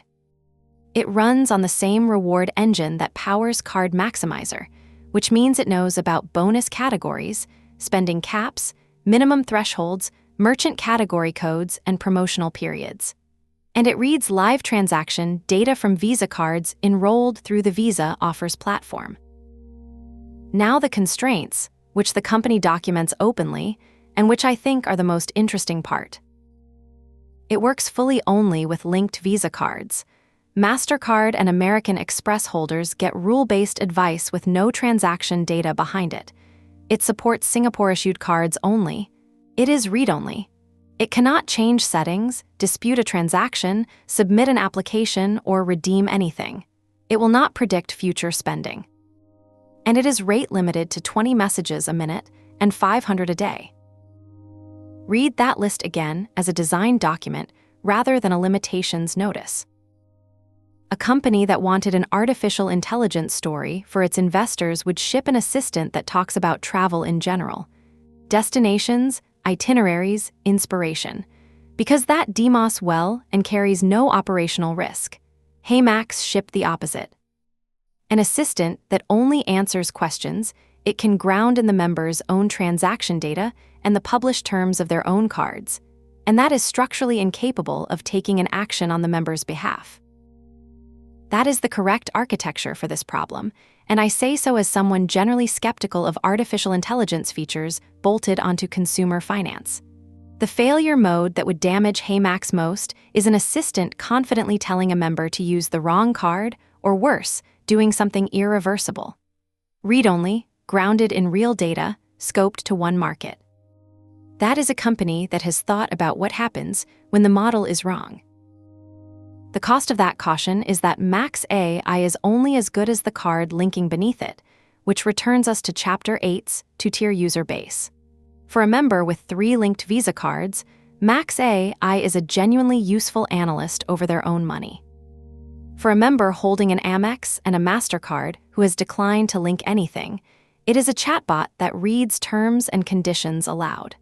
The feature's value is not evenly distributed, and the distribution is determined by a partnership with one card network. Award Companion is the second feature, and it is stranger in a way I rather like. It is a browser extension for Chrome that searches Singapore Airlines award availability across a date range and displays the results as a heat map, so a member can see at a glance which dates have saver space, instead of clicking through the Kris flyer calendar day by day. It covers Singapore Airlines only. HeyMax describes it as experimental, notes it is still rough in places, and states plainly that it is unofficial, not endorsed by Singapore Airlines, and that the airline could change its website or terms at any time. 3 observations. First, this is the only place in HeyMax's product surface that touches Kris flyer at all. Chapter 7 noted that Singapore Airlines is conspicuously absent from the transfer roster. The company's response to not having the home carrier as a partner is to build a tool that helps members search the home carrier's award space anyway. That is a resourceful answer to a partnership it cannot get. Second, it is a browser extension rather than an app feature, which is how you ship something you do not have permission to do. An extension runs on the user's own machine, performing the same searches the user could perform manually. That is a meaningfully different legal posture from a server scraping an airline's inventory, and the choice of form factor is not accidental. Third, and consequently, it is fragile by construction. HeyMax says so itself. Singapore Airlines can break it with a website change or forbid it with a terms change, and there is no recourse. Building on somebody else's website without their agreement is the same category of dependency that Chapter 15 describes for inbound rails, and it should be valued accordingly. Useful today, gone whenever the counterparty decides. So how much of the artificial intelligence story is real? Let me be even-handed. There is genuine machine intelligence in the reward engine. Matching transactions to merchant category codes, tracking caps across a heterogeneous card portfolio, and recommending optimal cards is a real inference problem, and doing it accurately across every Singapore card's terms is unglamorous, hard, and the actual product. Max AI is a natural language interface to that engine, which is a sensible use of a language model. The model does the conversation, the engine does the arithmetic. What I did not find is evidence of artificial intelligence as a distinct strategic asset. A proprietary model, a data advantage that compounds, anything that a competitor with the same card network access could not replicate. The intelligence here is an interface and an inference layer over card terms, both of which are good engineering rather than a moat. I would go further. HeyMax's real technical moat, if it has one, is not the artificial intelligence at all. It is the accumulated, maintained, structured database of every credit card's terms, bonus categories, caps, exclusions, and merchant category code mappings in 2 markets, kept current as issuers change them constantly. That is a data asset built by unglamorous labor. It powers Card Maximizer, Max AI, and the card recommendation business simultaneously. And it is genuinely hard to replicate because it decays if you stop maintaining it. The .ai domain name gets attention. The card terms database is the company. There is one more thing to say about this layer, and it is about what it signals rather than what it does. A 30-person company that ships a rate-limited, read-only, single-market assistant and documents its limits in its own help center is a company being honest with its users about what the technology can do. In a sector where AI-powered is doing enormous amounts of load-bearing marketing work, that restraint is worth noting on the credit side of the ledger. The next chapter is about the part of the growth machine nobody writes about, which I found only by counting. Chapter 11, 5,000 pages.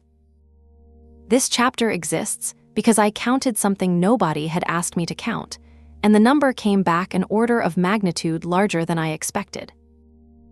HeyMax's main website publishes 5,206 addresses in its sitemap. For context, this is a company with roughly 30 people, 2 live markets, and a company-claimed 150,000 users. Its blog has 155 pages. Its help center has 132.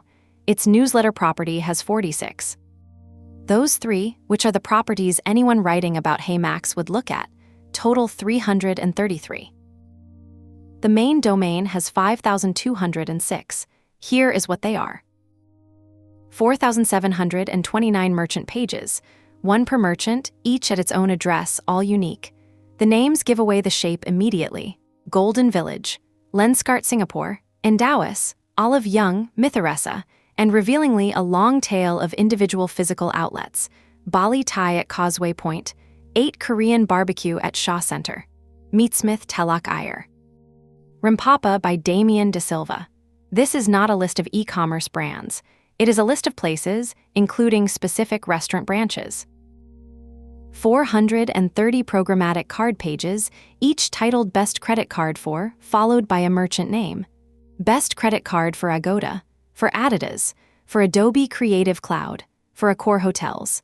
They sit in 5 paginated buckets of roughly 100 each.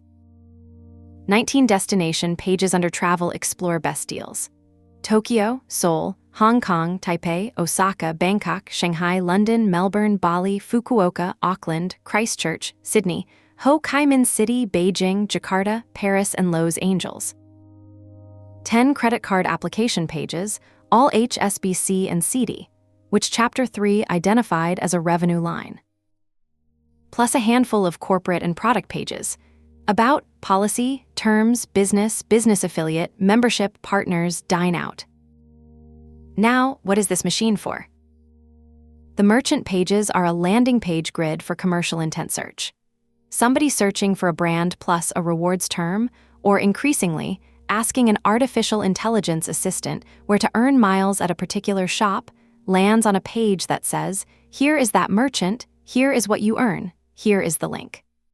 At 4,700 pages, this is a bet that long-tail merchant queries in aggregate exceed any single head term. The best credit card for pages are the sharper play, because they target the highest intent question in Singapore consumer finance. Which card should I use for Agoda is a query with a clear commercial answer, and the answer conveniently involves a card HeyMax may earn a bounty on and a merchant HeyMax earns commission from.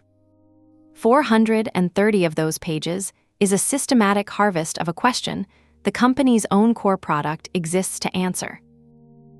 The destination pages map almost exactly onto the corridors the market volumes identified: Tokyo, Seoul, Taipei, Osaka, Bangkok, Hong Kong. That is the Singapore outbound travel map, rendered as search optimization. So the growth strategy has 3 visible legs: an app, a community, and a 5,000-page search estate. The third gets no coverage anywhere and is probably the cheapest customer acquisition the company has. Now the risks, because programmatic search optimization at this scale is not free. Thin content risk. 4,700 merchant pages generated from a database will, unless carefully handled, produce near-duplicate pages differing only in a name and a rate. Search engines have spent a decade penalizing exactly that pattern. I did not audit the rendered content of individual merchant pages.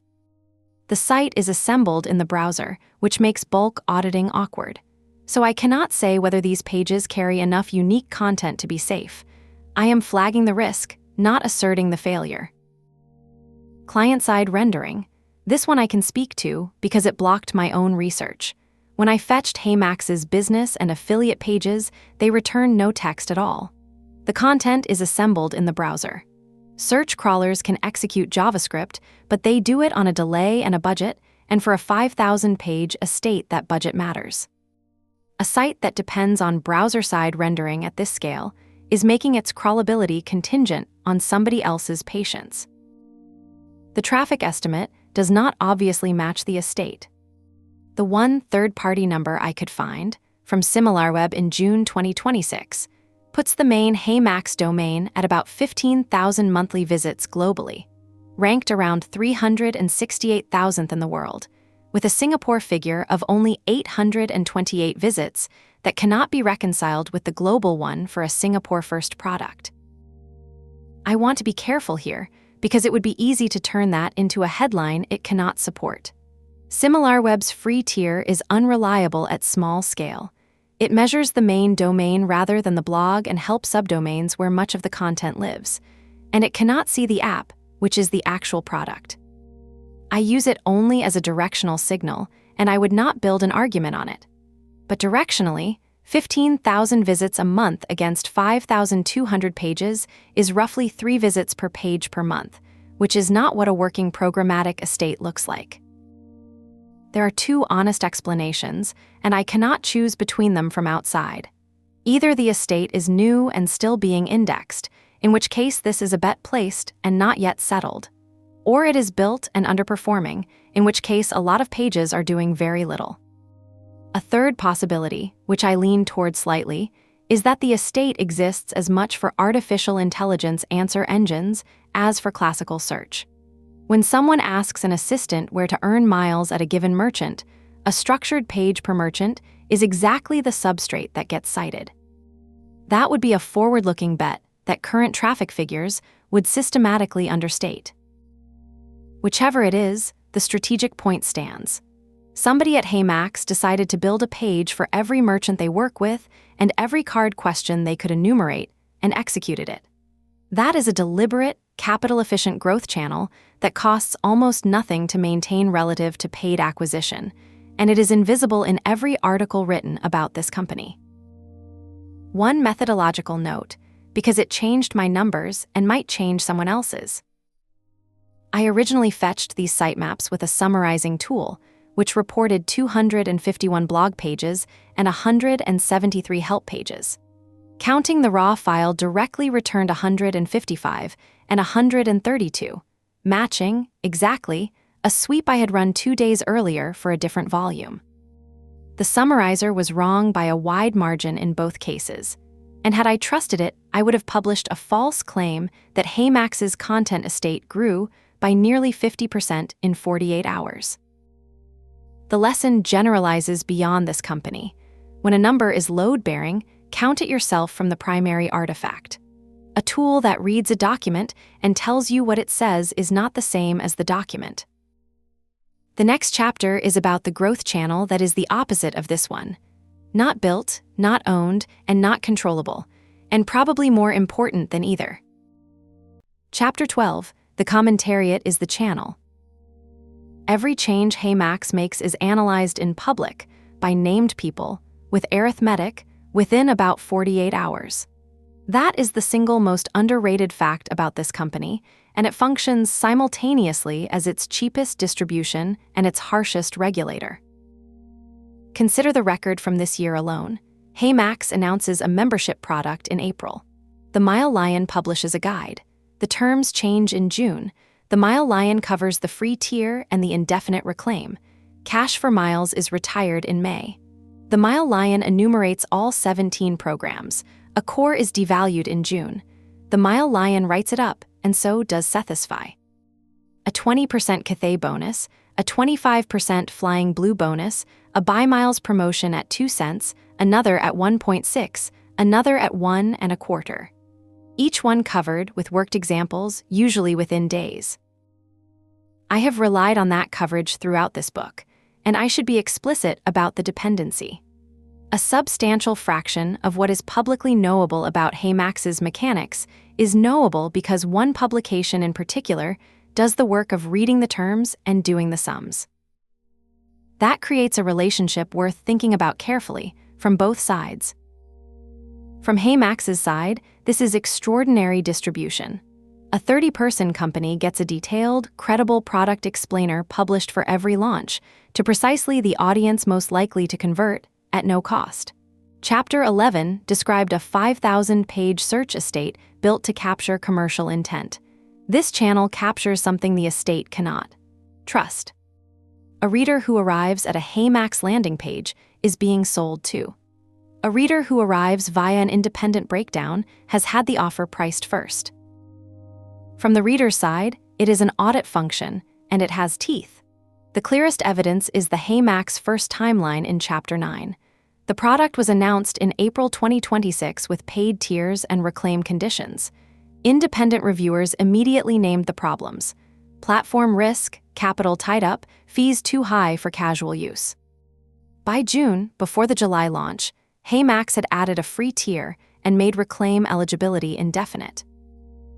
I cannot prove causation and I will not claim it. Companies iterate for many reasons. But the sequence is: terms published, terms criticized publicly with arithmetic, terms improved in the member's favor before launch. In a market with no regulator watching loyalty schemes, that is the closest thing to consumer protection this category has.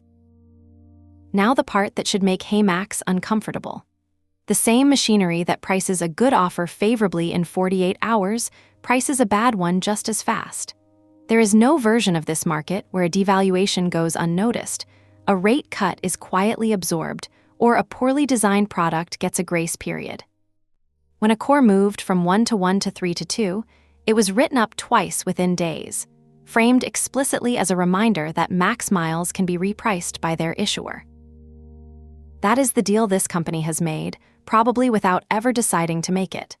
Free distribution in exchange for permanent, public, numerate scrutiny. Given the alternative, paying for reach in a market where nobody trusts paid reach, I think it is a good deal. But it forecloses an entire class of strategy. HeyMax cannot do anything quietly. The wider ecosystem, beyond that one publication, matters too, and it has a distinct structure worth mapping. Satisfy covers promotions and devaluations with a similar quantitative bent. SingSaver and Seedly operate in the comparison and community register, where the framing is this worth it for a normal person, rather than, what is the optimal play? Wise and various money blogs write explainers aimed at newcomers. Lobang Sis and Lemon 8 creators do the visual, deal-hunting version for a younger audience. And Hardware Zone forums provide the skeptical floor. This is where I found the recurring objection about entering card details, phrased in the blunt way that only anonymous forums manage. Then there is the referral economy, which is its own channel. HeyMax referral codes are farmed by third-party sites. Dedicated referral promotion pages, Seedly posts with codes in the title, Lemon 8 posts, blog sidebars. A search for the product returns a meaningful volume of pages whose primary purpose is to place a referral code in front of a searcher. The Help Center documents referrals as a first-class feature with its own collection. That referral layer is powerful and slightly double-edged. It creates an army of small distributors with a direct financial interest in recruiting, which is exactly how you grow a rewards product cheaply. It also fills the search results for your brand name with pages written by people optimizing for a bounty rather than for accuracy. Which, for a product whose core proposition requires understanding an exchange rate, is a comprehension risk as much as a reputational one. There is one more feature of this ecosystem that I think is genuinely important and rarely stated.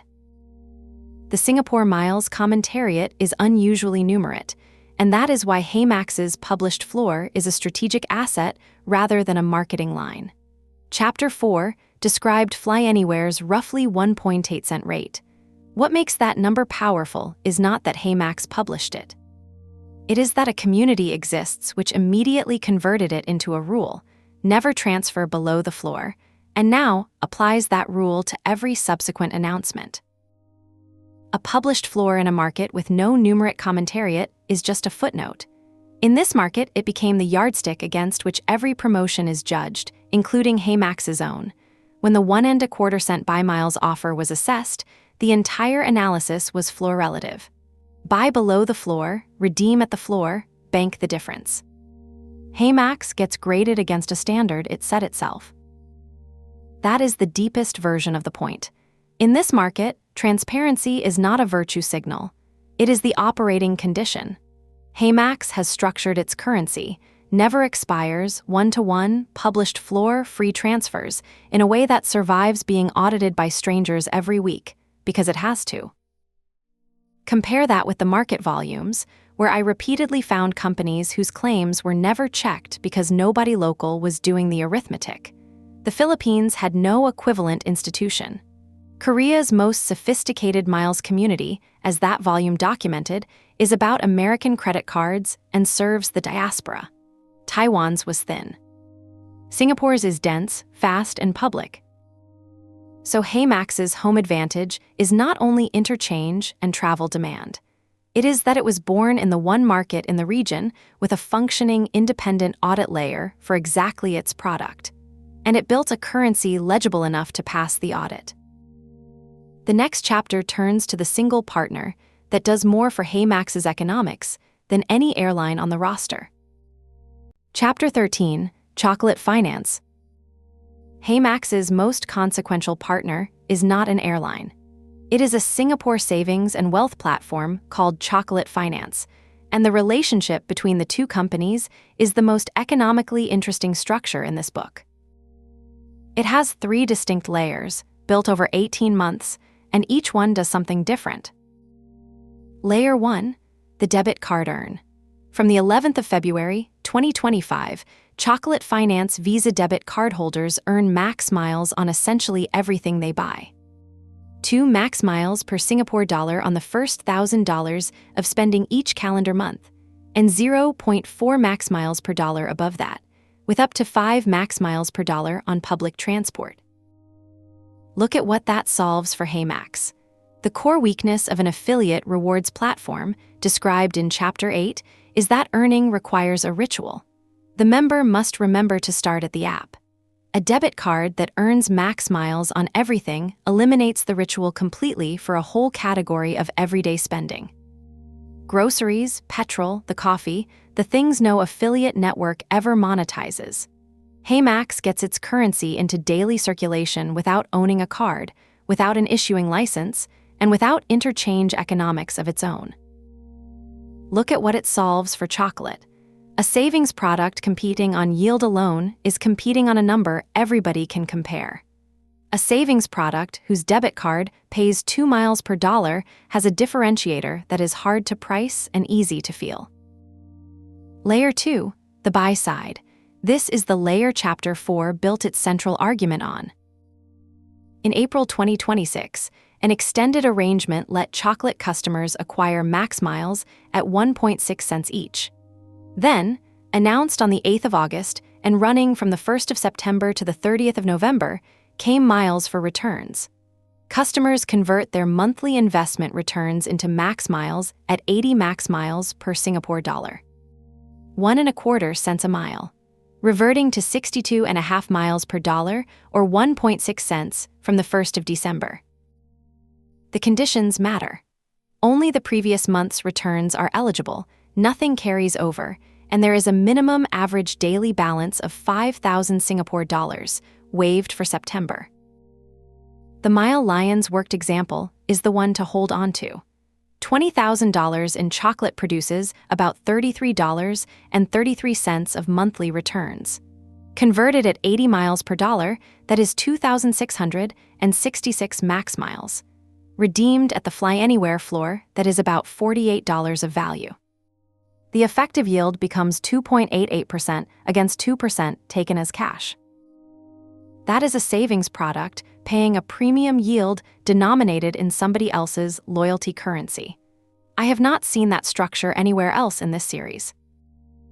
Layer 3, the marketing engine. From the 27th of April to the 6th of May, 2026, Chocolate ran a 10-day gamified campaign giving away up to 10 million HeyMax miles through 4 mobile games, with daily prizes for top scorers and a grand finale on the 10th of May where players competed for 250,000 miles per game. 10 million max miles is, at the published floor, roughly 180,000 Singapore dollars of redemption value deployed as a customer acquisition campaign by a partner. Whoever funded it, the currency doing the work was HeyMax's. Now the analysis, and this is where I have to be honest about what I cannot see. The critical unknown in this entire book is the wholesale rate. What chocolate pays HeyMax per max mile? Everything about the health of this relationship depends on it, and it is not public. If chocolate buys max miles from HeyMax at a price above HeyMax's expected redemption cost, then this is close to an ideal arrangement. HeyMax sells currency at a margin, gets its miles into everyday circulation, acquires users through a partner's marketing budget, and takes no credit risk. That is a licensing business, and licensing businesses are excellent. If chocolate buys below HeyMax's expected redemption cost, then HeyMax is subsidizing a competitor's savings product with its own balance sheet and calling the resulting user growth a success. That is customer acquisition cost dressed as revenue. I could not determine which, and I want to state plainly that no conclusion in this book should be read as assuming the favorable case. What I can say is that the structure of the deals leans slightly toward the favorable reading. A partner that runs a 10 million mile giveaway and an ongoing buy-side conversion is behaving like a party that has purchased inventory and wants to use it, not like a party receiving a subsidy. The strategic exposure, though, is unambiguous. Chocolate Finance is simultaneously HeyMax's everyday earning rail, its cash-to-miles on-ramp, and one of its largest single sources of issued miles. That is 3 critical functions concentrated in one commercial relationship, with a company HeyMax does not control and did not disclose terms for. Chapter 15 makes the general version of this argument using Atome, which converted its points to max miles and then devalued that conversion in May 2026. A rail HeyMax did not control, being repriced without HeyMax's consent. The chocolate relationship is far deeper than the Atome one was, which means the same event would be far more damaging. And there is a second-order risk specific to this structure. The miles for returns mechanic converts investment returns into miles. Investment returns are variable. A savings platform's yield depends on rates and on its own product mix, and if that yield falls, the volume of miles flowing through this rail falls with it, with no action by either party. HeyMax's most productive inbound channel is indexed to somebody else's interest rate environment. One last observation, which I think is the most important in the chapter. Look at what Chocolate Finance is actually doing when it converts returns to max miles at 1.25 cents against a floor of 1.8. It is manufacturing the arbitrage that makes HeyMax's currency attractive. HeyMax did not create that gap on its own. A partner is funding it, as a promotion, for 3 months at a rate that reverts afterwards. That reframes Chapter 4's findings slightly, and I want to make the adjustment rather than let the more flattering version stand. The spread between acquisition cost and floor value is real, and it is genuinely available to Singaporean consumers today. But the widest version of it, 1.25 cents, is a promotional rate, funded in part by a partner, expiring on the 30th of November, reverting to 1.6. At 1.6 against 1.8, the spread still exists. It is just a lot narrower, about 12% rather than about 40%. Both are positive. Only one of them is the number that gets quoted. That is the discipline this chapter asks for. HeyMax's home market economics are genuinely better than any market in the previous 7 volumes. They are also, in their most impressive form, promotional. And promotions revert on a published date. The next chapter looks at what happens to a company in this category that reached 60 million users and still could not make the core business pay. Chapter 14, What ShopBack's accounts say. There is one company whose financial statements tell you more about HeyMax's future than anything HeyMax has published. And it is not a competitor HeyMax is fighting. It is ShopBack, the Singapore-born cashback platform that got to the destination first, at enormous scale, and whose accounts show what the destination is worth. The scale first, because it is the necessary context. ShopBack has more than 60 million users across 13 markets, works with more than 20,000 merchant partners, has driven roughly $5.5 billion of sales value to those merchants, and passed $1 billion Singapore dollars of cumulative cashback awarded on the 20th of January, 2026. Set that against HeyMax's company claimed 150,000 users and 800 brands. ShopBack is roughly 400 times larger by users and 25 times larger by merchant count. These are not peers. Now the accounts for the financial year to March 2025. Revenue, $129.4 million, down 2.8% year-on-year. Operating loss, $23.1 million, improved from $59.1 million the year before. Net profit, $208.4 million, against a loss of $65.1 million the prior year. That net profit line is the trap, and it is worth dismantling carefully because it will be quoted by people who did not read past it.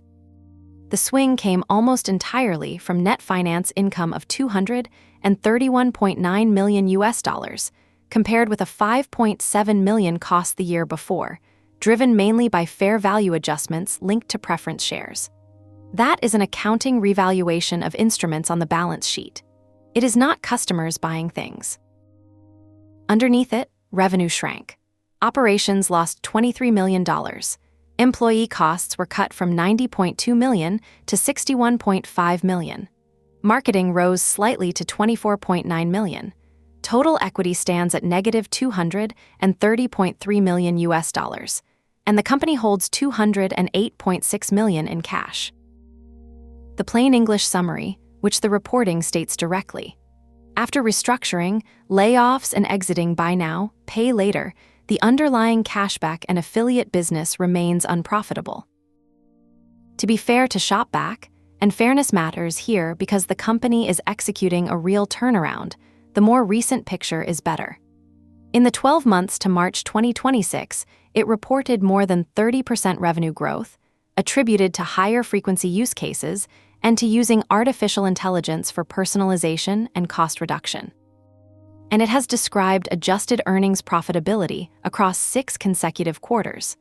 A company that grows revenue 30% after a year of decline is doing something right. But hold the two facts together, because together they are the lesson. 60 million users, 20,000 merchants, 13 markets, $1 billion of cashback awarded, 10 years of operation, and the core affiliate business still does not clear its own costs. Now, what does that mean for HeyMax? 3 things, and they cut in different directions. First, and most soberly, scale is not the answer to this category's economics. The instinctive read of HeyMax's position, small user base, thin revenue, needs to grow, assumes that volume fixes the model. ShopBack is the counterexample. It reached the volume, and the volume did not fix it. Affiliate commission is a thin, contested margin. The merchant sets the rate, the consumer expects most of it back, and the platform's take is what survives that squeeze.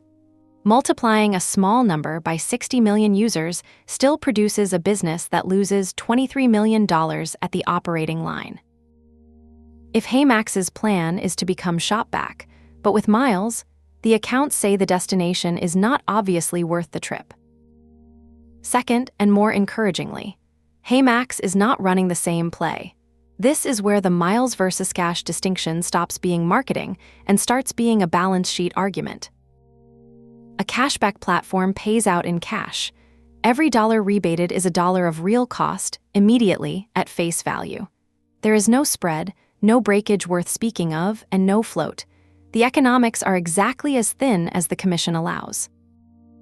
A Miles platform pays out in a currency it issues itself. Chapter 4 established that HeyMax can acquire and settle that currency at different prices, that a portion is transferred to partners at negotiated wholesale rates rather than redeemed at the cash floor, and that some is held for years or never redeemed at all. Chapter 9 established that HeyMax First adds float and breakage on top of that. That is a structurally different business from ShopBack's, and it is the strongest argument for why HeyMax might succeed where a far larger competitor has struggled. Not because it will out-execute ShopBack, but because it is not selling the same thing. Cash has no spread. A currency does. Third, the competitive threat is not what it looks like. ShopBack is not going to attack HeyMax's niche in any way that matters. It has 60 million users to serve, 13 markets to fund, a negative equity position to work through, and a strategy centered on higher frequency use cases and cost reduction. Adding a miles transfer layer with 24 airline integrations would be a small revenue line and a large operational burden for a company in the middle of a turnaround. The realistic interaction between the two is that they coexist in the same wallet, which is exactly what the Singapore Commentariat already advises. The standard advice in local guides is to check both before a purchase and take whichever is better for that merchant on that day. That is not a market share war so much as a shared audience. What ShopBack does threaten is HeyMax's search visibility, and Chapter 11 showed the evidence. The ShopBack Singapore site appears among the closest audience overlap sites to HeyMax, alongside cashback aggregators and card comparison sites. They compete for the same commercial intent queries even as they coexist in the same wallet. Let me state the takeaway as directly as I can. The category leader proves that this business does not become profitable by getting big.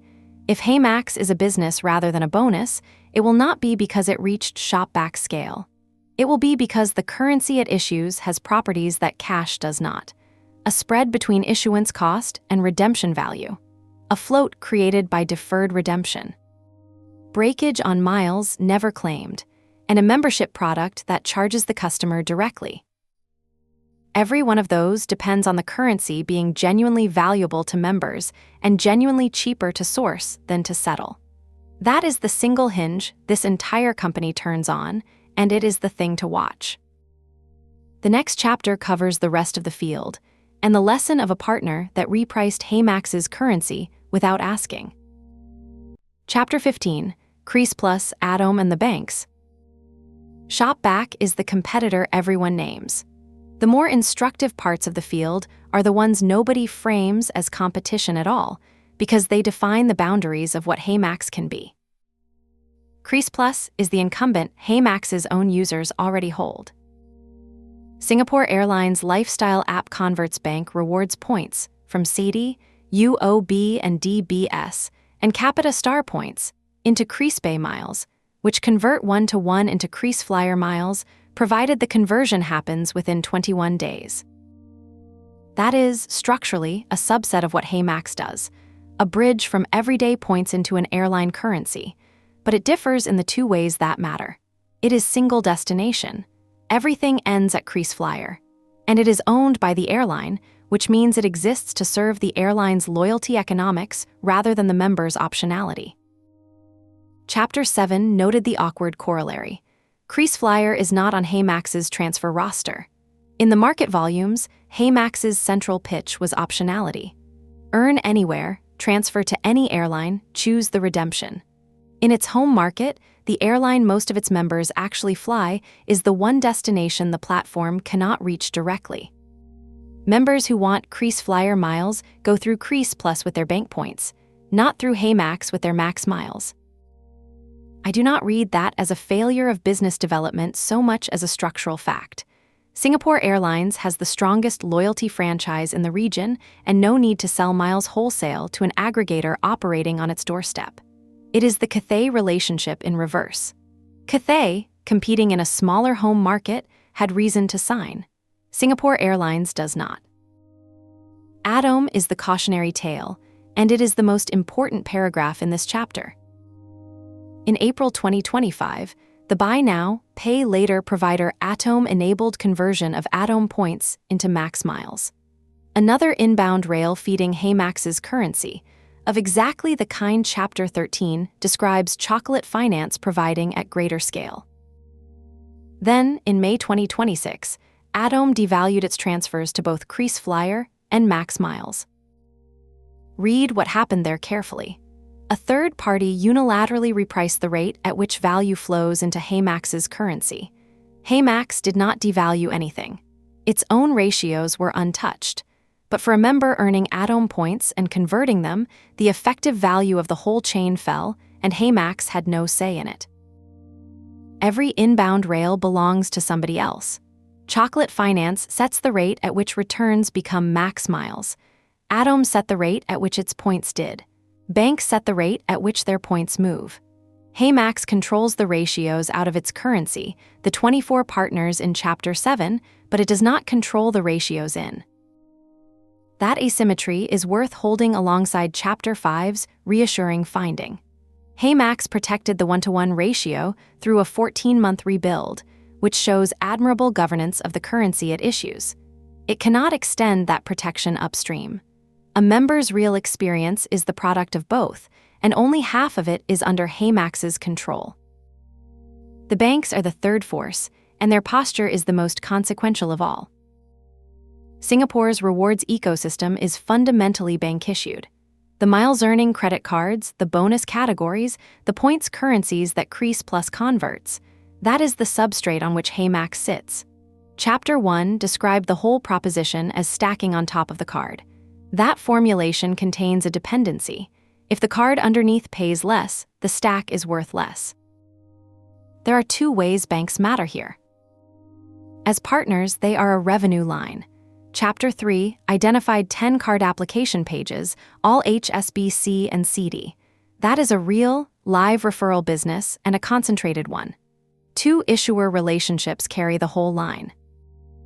As a systemic force, they set the ceiling. The market volumes established that card rewards are funded from interchange, and that interchange is a jurisdictional variable. Singapore's is healthy enough to support a genuine miles card culture.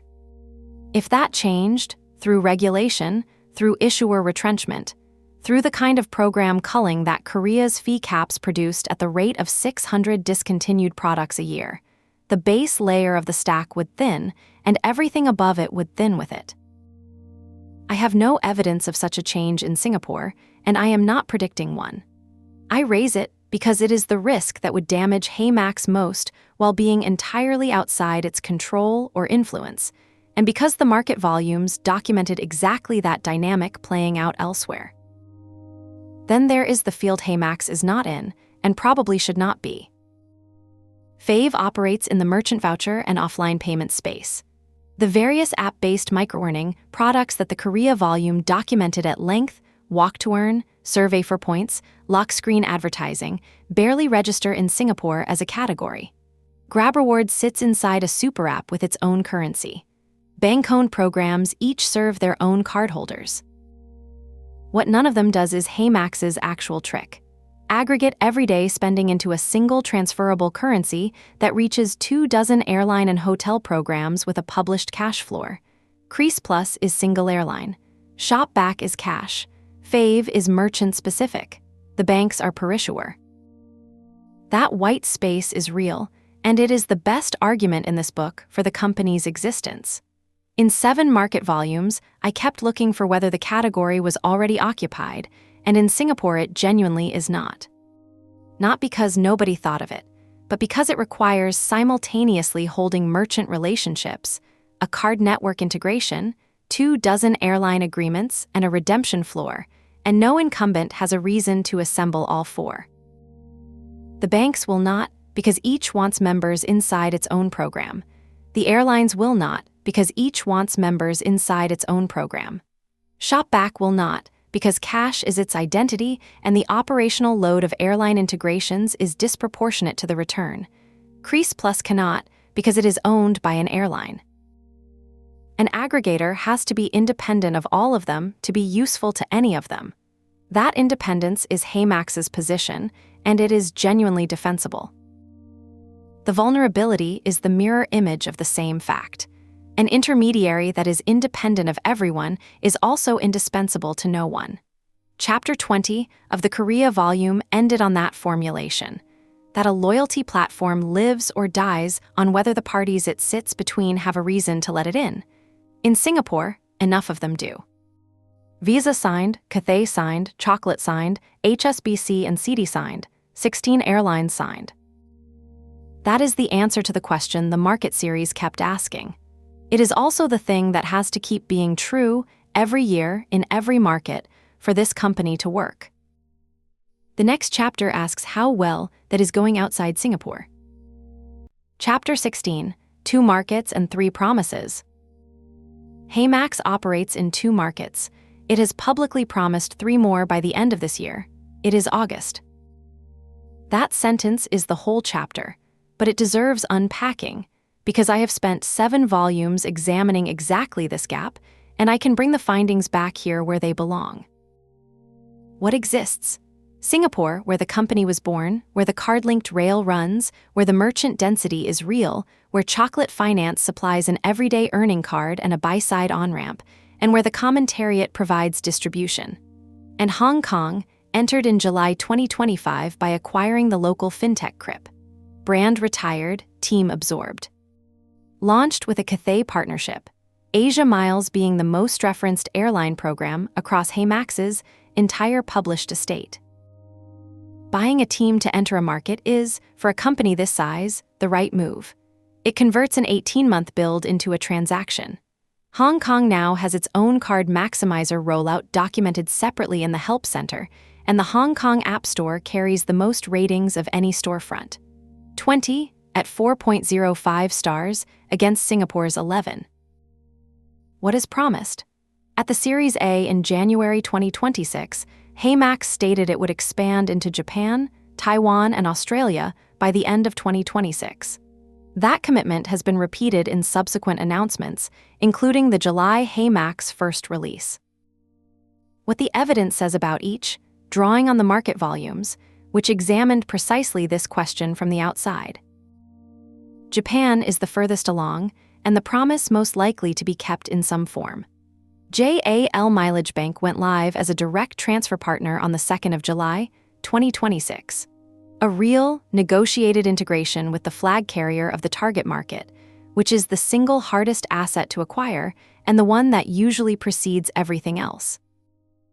Taiwan holds an unannounced asset.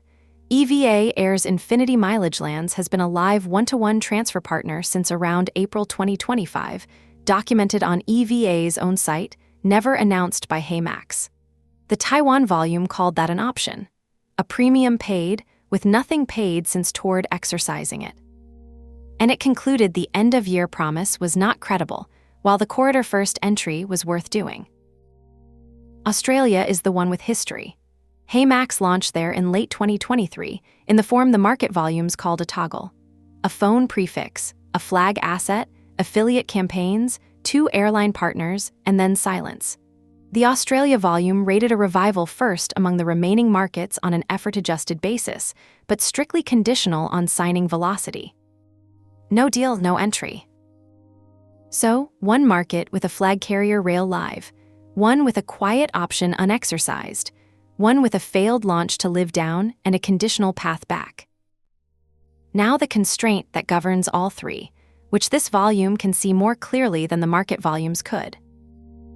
Chapter 8 established that HeyMax's central technical asset, the card-linked rail on the Visa, offers platform with automatic offers and bonus gap tracking, is jurisdictional. Max AI supports Singapore-issued cards only. Card Maximizer needed a separate Hong Kong rollout. Each new market means re-establishing card-linking coverage issuer by issuer. And Chapter 10 identified what I think is the real moat: the maintained database of every card's terms, bonus categories, caps, exclusions, and merchant category code mappings. That asset is not portable either. Entering Japan means building a Japanese card terms database and keeping it current in Japanese forever. Then add the language finding, which I measured directly. HeyMax's app declares English as its only language in every storefront. Singapore, Hong Kong, Japan, and every other store I checked, at version 6.5.0, updated the 3rd of August, 2026. The Hong Kong listing has a localized Chinese title, but the app's declared language is English. 3 years in, after a Hong Kong launch and into a Hong Kong operation, the product has never shipped in another language. For Japan, that is not a detail. It is the entry cost. Japan is not a market where an English-only consumer finance app acquires ordinary users. It is a market where localization is the price of admission, and where a card terms database must be built from scratch in a language nobody on a Singapore engineering team necessarily reads. So my read, stated as an estimate rather than a finding. Japan gets some form of presence because the JAL rail is real and a rail is the hardest part. Taiwan and Australia do not get meaningful launches by December, and the promise will be quietly restated rather than retracted, which is exactly the pattern the market volumes documented and named. That pattern is worth restating here because this volume is about the company rather than the markets, and it is a governance observation. HeyMax does not withdraw markets from its roadmap. It omits them from the next list. Korea was named once in May 2025 and never again. Taiwan fell out of the March headquarters announcement and returned in July's boilerplate. Australia has been on and off the list repeatedly since 2023. None of that requires bad faith, and I want to be careful not to imply any. A small company writing an aspirational list will reach for impressive nouns, and the list gets revised as reality asserts itself. But it means a specific thing for anyone reading HeyMax's announcements. The roadmap is a lagging indicator of business development, not a leading indicator of intent. Rails precede promises. When a rail appears, EVA in April 2025, JAL in July 2026, a market becomes real. When only a sentence appears, nothing has happened yet. There is a capacity argument underneath all of this, and it is the honest reason I doubt the December deadline. This is a company of tens of people running, simultaneously, a card terms database in 2 markets, a merchant network in the high hundreds, 24 airline and hotel integrations with a stated goal of 50, a card-linked rail with Visa, a cash redemption floor against global flight inventory, an assistant over live transaction data, a browser extension, a 5,000-page search estate, and since July, a membership product that takes customer money up front and owes it back.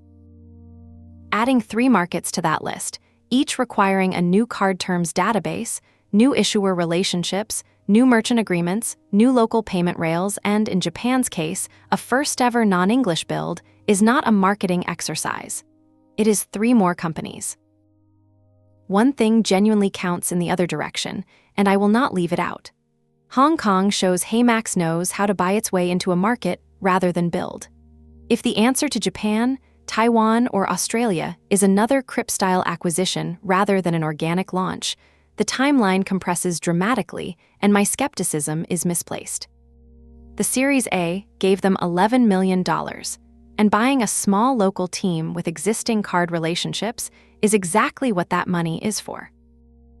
So the falsifier for this chapter is specific and easy to watch. An acquisition announcement in any of the 3 promised markets. That would tell you the company has chosen the fast path again, and that the December promise was more serious than the evidence currently suggests. Absent that, 2 markets is the honest description of this business. And everything in the preceding 15 chapters, the spread, the floor, the Visa rail, the Commentariat, the chocolate relationship, is a description of Singapore. Chapter 17, The Numbers That Do Not Add Up. This chapter interrogates HeyMax's public figures. I want to be clear about the spirit of it before I start, because the register matters. I am not accusing this company of dishonesty. Every discrepancy below has an innocent explanation available, and in most cases, I think the innocent explanation is probably the right one. But a strategic analysis that repeats a private company's self-reported numbers without examining them is a press release with footnotes, and this series has spent 7 volumes refusing to do that. So, 4 things that do not reconcile, each with the charitable reading given its due. 1. 150,000 users and 11 ratings. HeyMax claimed more than 150,000 users at its Series A in January 2026. In August 2026, I queried the App Store's own lookup interface across storefronts. The Singapore listing for version 6.5.0, updated the 3rd of August, carries 11 ratings, averaging 3.45 stars. Hong Kong carries 20 at 4.05, Japan carries 1. 32 ratings across 3 storefronts, for a product claiming 150,000 users. The charitable explanations are real, and I will give them properly. Most people never rate an app. Single-digit percentages are normal, and for a utility rather than a game, it can be a fraction of a percent. More importantly, App Store ratings can be reset with a version release, and version 6.5.0 shipped 6 days before I measured. A count of 11 may be 11 ratings for this version, not 11 for all time. Android is not counted here at all, and HeyMax publishes on Google Play. And the claimed user number is cumulative registrations, which for any consumer app substantially overstates active users. Stack those together and the discrepancy largely dissolves, but two things survive it. First, Hong Kong outrates Singapore nearly 2-1, 20 versus 11, in the market entered second, by acquisition, with a smaller population. That is genuinely odd for a Singapore First product, and I have no explanation for it. Second, whatever the ratings mechanics, there is remarkably little public evidence of scale for a company claiming 6 figures of users. That is not proof of anything. It is a reason to treat the user number as what it is: company claimed, unaudited, and cumulative. 2. 800 brands, or 500 or 400. The Series A announcement in January 2026 claimed more than 800 brands. Other coverage from a similar period describes more than 500 partner merchants across shopping, dining, transport, and travel. A third source describes over 400 brands and vouchers on the shopping portal. And the January Capital Seed post, in July 2024, already claimed more than 500 merchant partners. That last one is the problem. If there were more than 500 merchant partners in July 2024, and more than 500 in 2026, and also more than 800 in January 2026, the numbers are measuring different things. Almost certainly different scopes. All merchant relationships versus shopping portal brands versus vouchers. Against all of that sits the number I counted myself: 4,729 merchant pages in the sitemap. That figure is not a contradiction, because a merchant page is not a merchant partnership. Chapter 11 showed the list includes individual restaurant outlets, so one brand may hold many pages, and some pages may be programmatic rather than partnered. But it does mean that the only merchant number anyone can independently verify is roughly 6 times the largest number the company claims, and is measuring something different again. The honest position: nobody outside HeyMax can verify the merchant count, and the published figures are not mutually consistent. Use them as scale indicators, not as data. 3. 30-plus programs and 24 partners. The Series A claimed more than 30 airline and hotel programs. The current Help Center roster lists 24, 16 airlines, 8 hotel and lifestyle. This one has a clean explanation, and Chapter 6 supplied it. In January 2026, cash for miles destinations were still live, and counting them alongside direct transfer partners gets you past 30 comfortably. The June cull removed 17 of those, and promotions plus new signings brought the real roster to 24. So the discrepancy is not a misstatement. It is a definitional change that happened after the claim. But it does mean that anyone quoting 30-plus programs today is quoting a number that stopped being true in June, and that the marketing has not been restated. I found no updated public figure. 4. The traffic number that cannot be right. Chapter 11 reported it. SimilarWeb's June 2026 estimate of about 15,000 monthly visits for the main HeyMax domain, with a Singapore figure of 828. Those two numbers cannot both be sensible for a Singapore First product with a claimed 150,000 users. Either the Singapore attribution is broken, or the global figure is, or both are within the noise floor of a free estimation tool. I use the figure directionally in Chapter 11, and I would not build anything on it. But I include it here because it is the only third-party traffic estimate available, and because the alternative to a bad public number is usually no public number at all. Now the pattern across all 4, which is the actual point of the chapter. Every verifiable number about HeyMax is small. 11 ratings, 20 ratings, 24 partners, 10 card pages, 13 points purchase pages, 2 markets, 15,000 visits. Every large number is company claimed. 150,000 users, 500 million miles issued, 800 brands, $6 million of revenue, 5-fold growth. That is not evidence of exaggeration. It is the normal epistemic condition of a private company. The big numbers live in systems only the company can see, and the small numbers are the ones that leak into public artifacts. Every startup looks like this from outside. But it does dictate how the rest of this book should be read and how I have tried to write it. The claims I have leaned on hardest are the ones I could measure. The sitemap counts, the transfer roster, the app metadata, the published prices on both sides of the currency, the partner terms, ShopBack's filed accounts. Where I have used company-claimed figures, and I have, because a book about a company cannot ignore what it says about itself, I have labeled them every time. There is one number in this book I would most like to see and cannot. The wholesale price at which HeyMax sells max miles to partners like Chocolate Finance. Chapters 4 and 13 both terminate on it. It determines whether the spread that makes this company interesting is a margin or a subsidy. It is not public, it will not be, and every conclusion in Chapter 20 is hedged accordingly.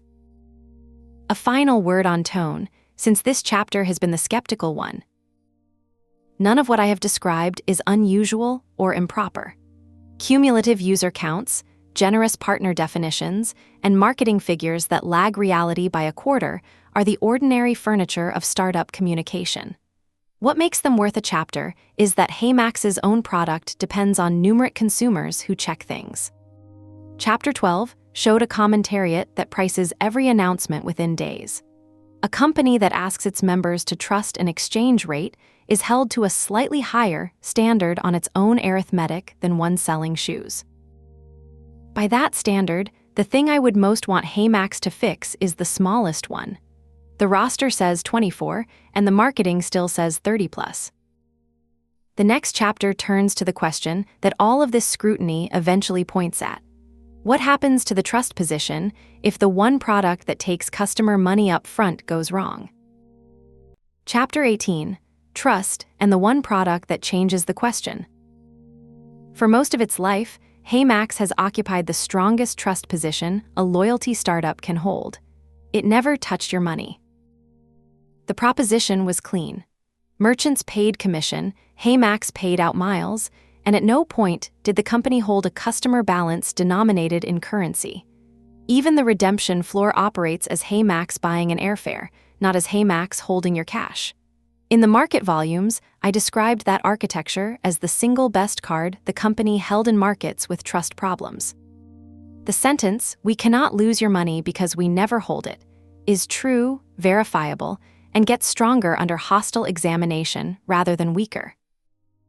Then, in July 2026, HeyMax started taking money up front. This chapter is about what that changes, and it has two halves. What the regulator's posture actually is, and where HeyMax First sits against it. The regulatory position first, because it is more favorable than people assume. The Monetary Authority of Singapore has been explicit that it does not intend ordinary retail loyalty programs to be regulated as payment services. Its stated reasoning is that their limited use and limited customer reach do not create the risks that payment services create. The mechanism is the Payment Services Act, under which loyalty points may fall into the category of limited-purpose e-money, or, in some structures, a limited-purpose digital payment token. Payment services provided in respect only of limited-purpose e-money are excluded from regulation, and the test the regulator applies is substantially about presentation. Whether the program is marketed to customers as a loyalty scheme or as a payment service. Compare that with the South Korea volume, where the equivalent statute was rewritten after a rewards app collapsed holding roughly 1 million people's prepaid balances, where the exemption is drawn so narrowly that it covers only single merchant instruments, and where every amendment for 3 years has widened the regulator's scope. Singapore's posture is the friendliest in the 7 markets I examined. That is not incidental to why this company exists here. So max miles, as ordinarily earned and transferred, sit comfortably outside the perimeter. Earned as free consideration from merchant commission, never sold for cash to the member, redeemed into airline programs and travel. That is a loyalty scheme by any reading. Now HeyMax First, which is a different shape. The member pays real money, 2.3 to 3 cents per mile, by bank transfer in 10,000-mile blocks. They receive miles immediately. They may reclaim the money later in increments by earning miles through ordinary activity with no deadline and eligibility that persists indefinitely. Set aside the loyalty vocabulary and describe the cash flows. The customer transfers money to the company. The company holds it. The customer may get it back depending on their own future behavior. I am not a Singapore financial services lawyer, and I will not pretend to render an opinion on whether that constitutes a regulated activity. What I can say is that it is materially further from a shop gives you points than anything else HeyMax does, and that the two features the regulator weighs, limited use and limited customer reach, plus how the thing is marketed, are both engaged by a product whose marketing describes drawing down 1 million miles and paying an access fee. The independent reviewers reach the practical version of the same concern without the legal framing. Loyalty and Reward Co's review named platform risk explicitly. If HeyMax fails, the access fees may be unrecoverable. That is the right way to state it for a consumer. The money is not a deposit. It is not insured. Nothing public indicates it is segregated from operating funds. An unreclaimed access fee is an unsecured claim on a startup. How much money are we talking about? The disclosed parameters let us bound it. A reserve member drawing a full pool pays 23,000 Singapore dollars. Platinum, 7,500. Gold, 2,700. Silver, 900. If even a few hundred members draw meaningfully, the aggregate unreclaimed balance becomes a real number. Real enough to matter to those members, and real enough that how it is held is a legitimate question. I could not find public disclosure of whether access fees are segregated, held in trust, or commingled. That is the single most important unanswered question about this product, and it is a question the company could close in a paragraph if it chose to. Two things push in HeyMax's favor, and they deserve equal weight. The first is that the June 2026 changes moved in exactly the direction a cautious operator would move. Adding a free tier meant nobody must pay an annual fee to participate. Making reclaim eligibility indefinite, persisting even if a paid tier lapses or activity stops, removed the mechanism by which the company could most easily have kept members' money. A company optimizing for breakage does not voluntarily delete its own expiry date. The second is that HeyMax killed cash for miles. Chapter 5 noted this in passing, and it belongs here properly. Cash for Miles had HeyMax issuing virtual debit cards and shepherding customer value through 5-day manual purchases on third-party portals. Every one of those attributes drifts toward the regulatory perimeter. Retiring it simplified the operation and the regulatory story at the same time. Whether or not that was the intent, it was the effect. So where does that leave the trust position overall? I think it is best stated as a trade the company has made deliberately, and one that is defensible but not free. HeyMax has exchanged an unassailable trust story, "We never hold your money," for direct customer revenue, working capital, and structural retention. Chapter 14 argued that those three things are precisely what the affiliate model cannot supply, and precisely what would let this business clear the ceiling that ShopBack's accounts describe. So the trade is not reckless. It may be the most important strategic move the company has made. But it is the move that converts HeyMax from a business that cannot fail its customers financially into one that can. Before July 2026, the worst case for a member was that their miles became less useful. After July, the worst case for a member with an unreclaimed access fee is that they lose cash. That is a categorical change, not a quantitative one, and it deserves to be named as such. What I would want to see, and what I would tell a member to look for. a clear public statement of how access fees are held, whether they are segregated from operating capital, and what happens to unreclaimed balances in a wind-down. None of those is exotic. All three are standard disclosures for any product that takes money against a future obligation. And in a market whose commentariat prices every announcement within 48 hours, publishing them would probably be rewarded rather than punished. The next chapter puts this alongside every other way this company could break. Chapter 19, What Breaks This? Every volume in the series carries a risk chapter, and the discipline I hold myself to is that each risk must be specific enough to be observable. Competition may intensify is not a risk. It is a sentence. So here are 7 ways HeyMax breaks, each with what it would look like early. 1. The wholesale rate is below the redemption cost. This is the risk that subsumes all others, and chapters 4 and 13 both terminate on it. HeyMax sells max miles to partners, Chocolate Finance most visibly, at a wholesale rate that is not public. It settles those miles either at the FlyAnywhere floor, in cash against real airfares, or into partner programs at negotiated rates. If the wholesale price is above the settlement cost, this is a licensing business with genuine margin. If it is below, HeyMax is buying growth with its own redemption liability and booking it as partnership revenue. What it looks like early, the floor moving down. If FlyAnywhere quietly drifts from about 1.8 cents toward 1.5, the most likely explanation is that redemption is costing more than issuance is earning. The floor is the honest indicator here, and it is public. Watch the floor, not the announcements. 2. Partner concentration. Cathay is the flagship airline relationship, and by far the most referenced program in HeyMax's estate. Chocolate Finance is simultaneously the everyday earning rail, the buy-side on-ramp, and a major source of issued miles. Visa is the entire card-linked layer. HSBC and Citi are the whole card referral line. 4 relationships carry a disproportionate share of the business, and none is owned. What it looks like early, a renewal that does not get announced. These relationships are publicized when they begin. Silence at renewal time is the tell. 3. Inbound rails get repriced by people who do not consult you. Chapter 15 documented the precedent precisely. Atome enabled conversion into max miles in April 2025 and devalued it in May 2026. HeyMax's own ratios were untouched, but the members' effective value fell, and HeyMax had no say. HeyMax governs the ratios out of its currency. It does not govern the ratios in. Chocolate's miles for returns rate is already scheduled to move. 1.25 cents through November, then 1.6 from December. What it looks like early.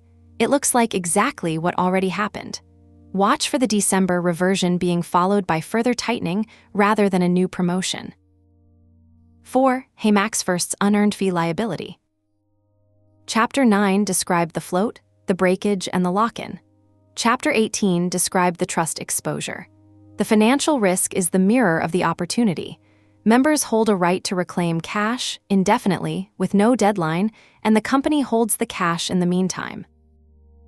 Indefinite reclaim is excellent for members and creates a permanent, unbounded contingent obligation for the company. If drawdowns scale faster than members' ordinary earning, HeyMax accumulates an obligation that is settled not in cash, but in future miles it must issue. Which is to say, in future merchant commission it has not yet earned. What it looks like early, a change in reclaim terms. Any tightening, a deadline reintroduced, increments made larger, eligibility narrowed, would signal the obligation is uncomfortable. Chapter 12's Commentariat would report it within days. 5. The base layer thins. HeyMax stacks on top of credit card rewards. Those rewards are funded from interchange. Singapore's interchange is healthy, which is why the whole miles card culture exists here. The market volumes documented what happens when that changes.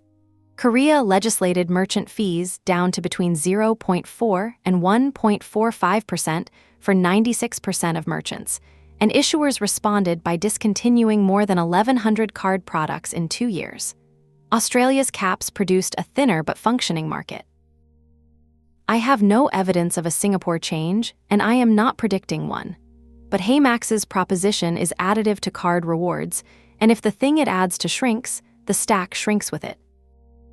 What it looks like early.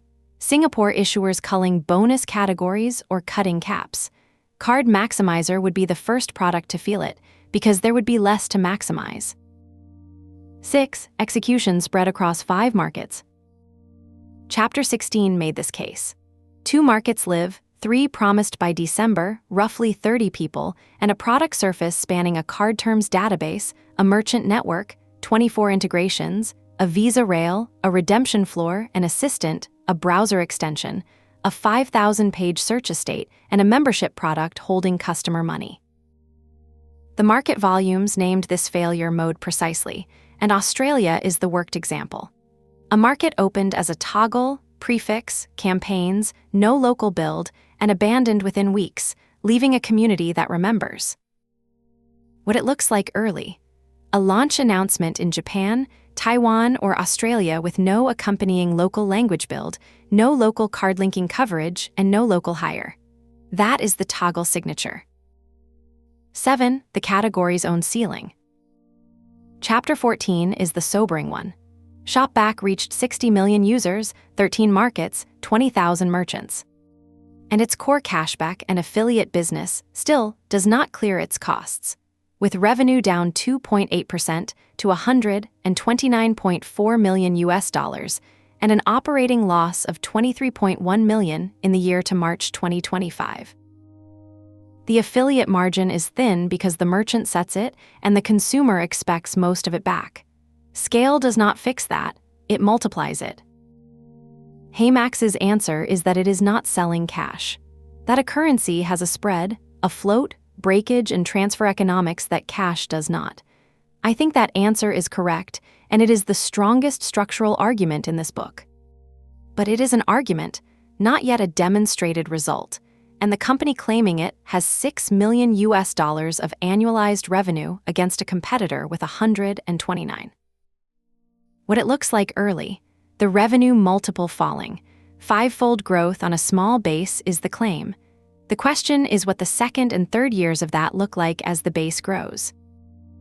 2 risks I am deliberately not listing. I am not listing a competitor building this.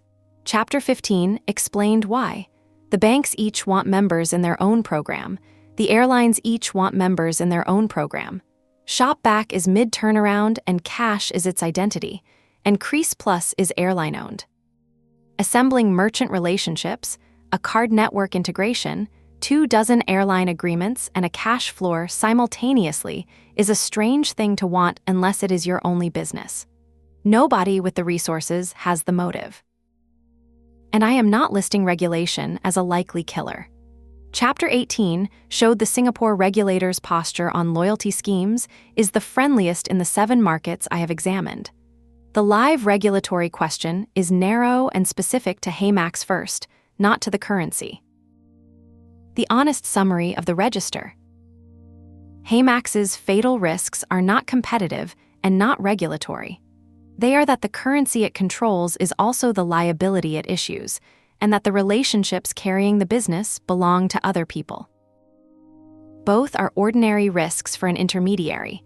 Neither is visible from the outside until it moves, which is why every entry above is paired with an observable early signal. The floor, the silence at renewal, the reclaim terms, the toggle signature. Those are the things to watch. The next chapter says what I actually think. Chapter 20, is HeyMax a business or a bonus? A business. I want to give the answer first and without hedging, because that is how this series ends its volumes, and because the evidence, taken together, points one way more than the other. HeyMax is a real business with real economics, operating in the one market in the region where its model can work, with a defensible position that no incumbent has a motive to attack. It is also smaller, more concentrated, and more dependent on unpublished terms than its own communications suggest. And it has just made the largest change to its risk profile in its history. Let me set out the case for, then the case against, then what would change my mind? The case for the first and strongest piece is the spread. In August 2026, a Singaporean can acquire Max Miles at 1.25 cents through Chocolate Finance's Miles for Returns Mechanic and redeem them at roughly 1.8 cents through FlyAnywhere against any seat on any airline. Both numbers are published. After 7 volumes spent looking for exactly that gap in 7 markets, and concluding in Korea that its absence made an otherwise magnificent market unenterable. Finding it here, explicit and current, is the finding that matters most. The second is structural. Chapter 14 laid out ShopBack's accounts. 60 million users, 13 markets, 20,000 merchants, and a core affiliate business that still does not clear its costs. Scale is not the answer to this category. What distinguishes HeyMax is not that it will out-execute a company 400 times its size, but that it is selling something else. Cash has no spread, no float, and no breakage. A currency has all three, and HeyMax First adds direct customer revenue on top. The third is the white space, and it is genuine.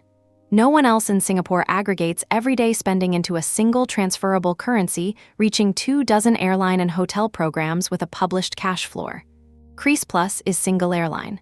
ShopBack is cash. Fave is merchant-specific. Banks are per issuer. And the reason the space is empty is not that nobody thought of it. It is that an aggregator must be independent of the banks, the airlines, and the merchants to be useful to any of them, and every incumbent is captive to its own program.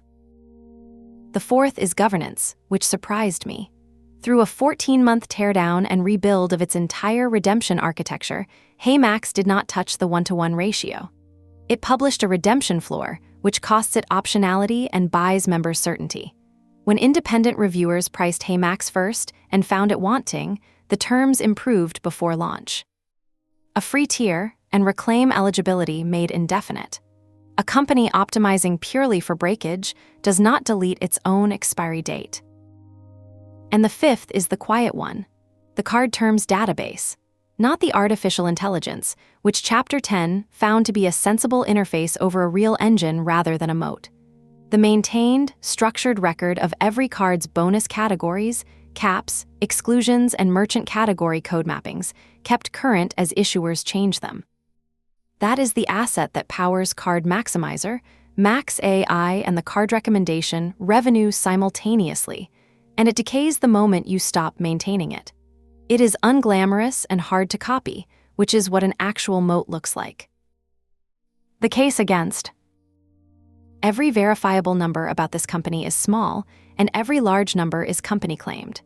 24 partners, 10 card pages, 2 markets, 32 app ratings across 3 storefronts. Measured: 150,000 users, 500 million miles issued, 800 brands, $6 million of annualized revenue growing 5-fold. Claimed unaudited. The roster shrank from 28 to 24, while the stated target went to 50 by the end of next year, and the marketing still says 30+, which stopped being true in June. 4 relationships, Cathay, Chocolate Finance, Visa, and the HSBC and CD card referral line, carry a disproportionate share of the business, and none is owned. The widest version of the spread is promotional. 1.25 cents runs from September to the end of November and then reverts to 1.6. At 1.6 against a 1.8 floor, the gap is roughly 12% rather than 40. Positive, but not the number anyone quotes. And the company has moved from "we never hold your money" to holding it. Chapter 18 called that a categorical change rather than a quantitative one, and I stand by that framing. Before July, the worst case for a member was that miles became less useful. Now, for a member with an unreclaimed access fee, the worst case is losing cash. And I could find no public statement on whether those fees are segregated. The thing I could not resolve. One unknown sits underneath both cases, and I want to name it rather than bury it. The wholesale price at which HeyMax sells Max Miles to its partners. If that price exceeds HeyMax's expected settlement cost, this is a licensing business with margin, and the chocolate relationship is excellent. If it is below, HeyMax is subsidizing a partner's savings product with its own redemption liability and recording the resulting growth as success. Chapters 4, 13, and 19 all terminate on that number. It is not public and will not be.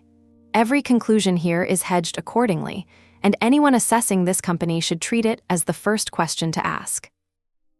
So, business or bonus? A business, but a Singapore business, at a scale 2 orders of magnitude below the category leader, whose central economic mechanism depends on terms nobody outside the company can see. The honest one-sentence version is this. HeyMax has found the gap that 6 other markets did not have in the one market that could support it. And the open question is not whether the gap is real, but whether the company captures it or merely passes it through. Now the falsifiers, because a verdict without them is a mood. What would make me more confident? A public statement on how HeyMax First access fees are held, segregated, in trust, or commingled, and what happens to unreclaimed balances in a wind-down. This is a paragraph of disclosure that would close the largest consumer-facing question about the company's newest product. The FlyAnywhere floor holding at about 1.8 cents, or rising, through next year. The floor is the honest indicator of whether issuance economics are working. The transfer roster growing past 30 real negotiated partners with published ratios, not 30-plus programs as a marketing line.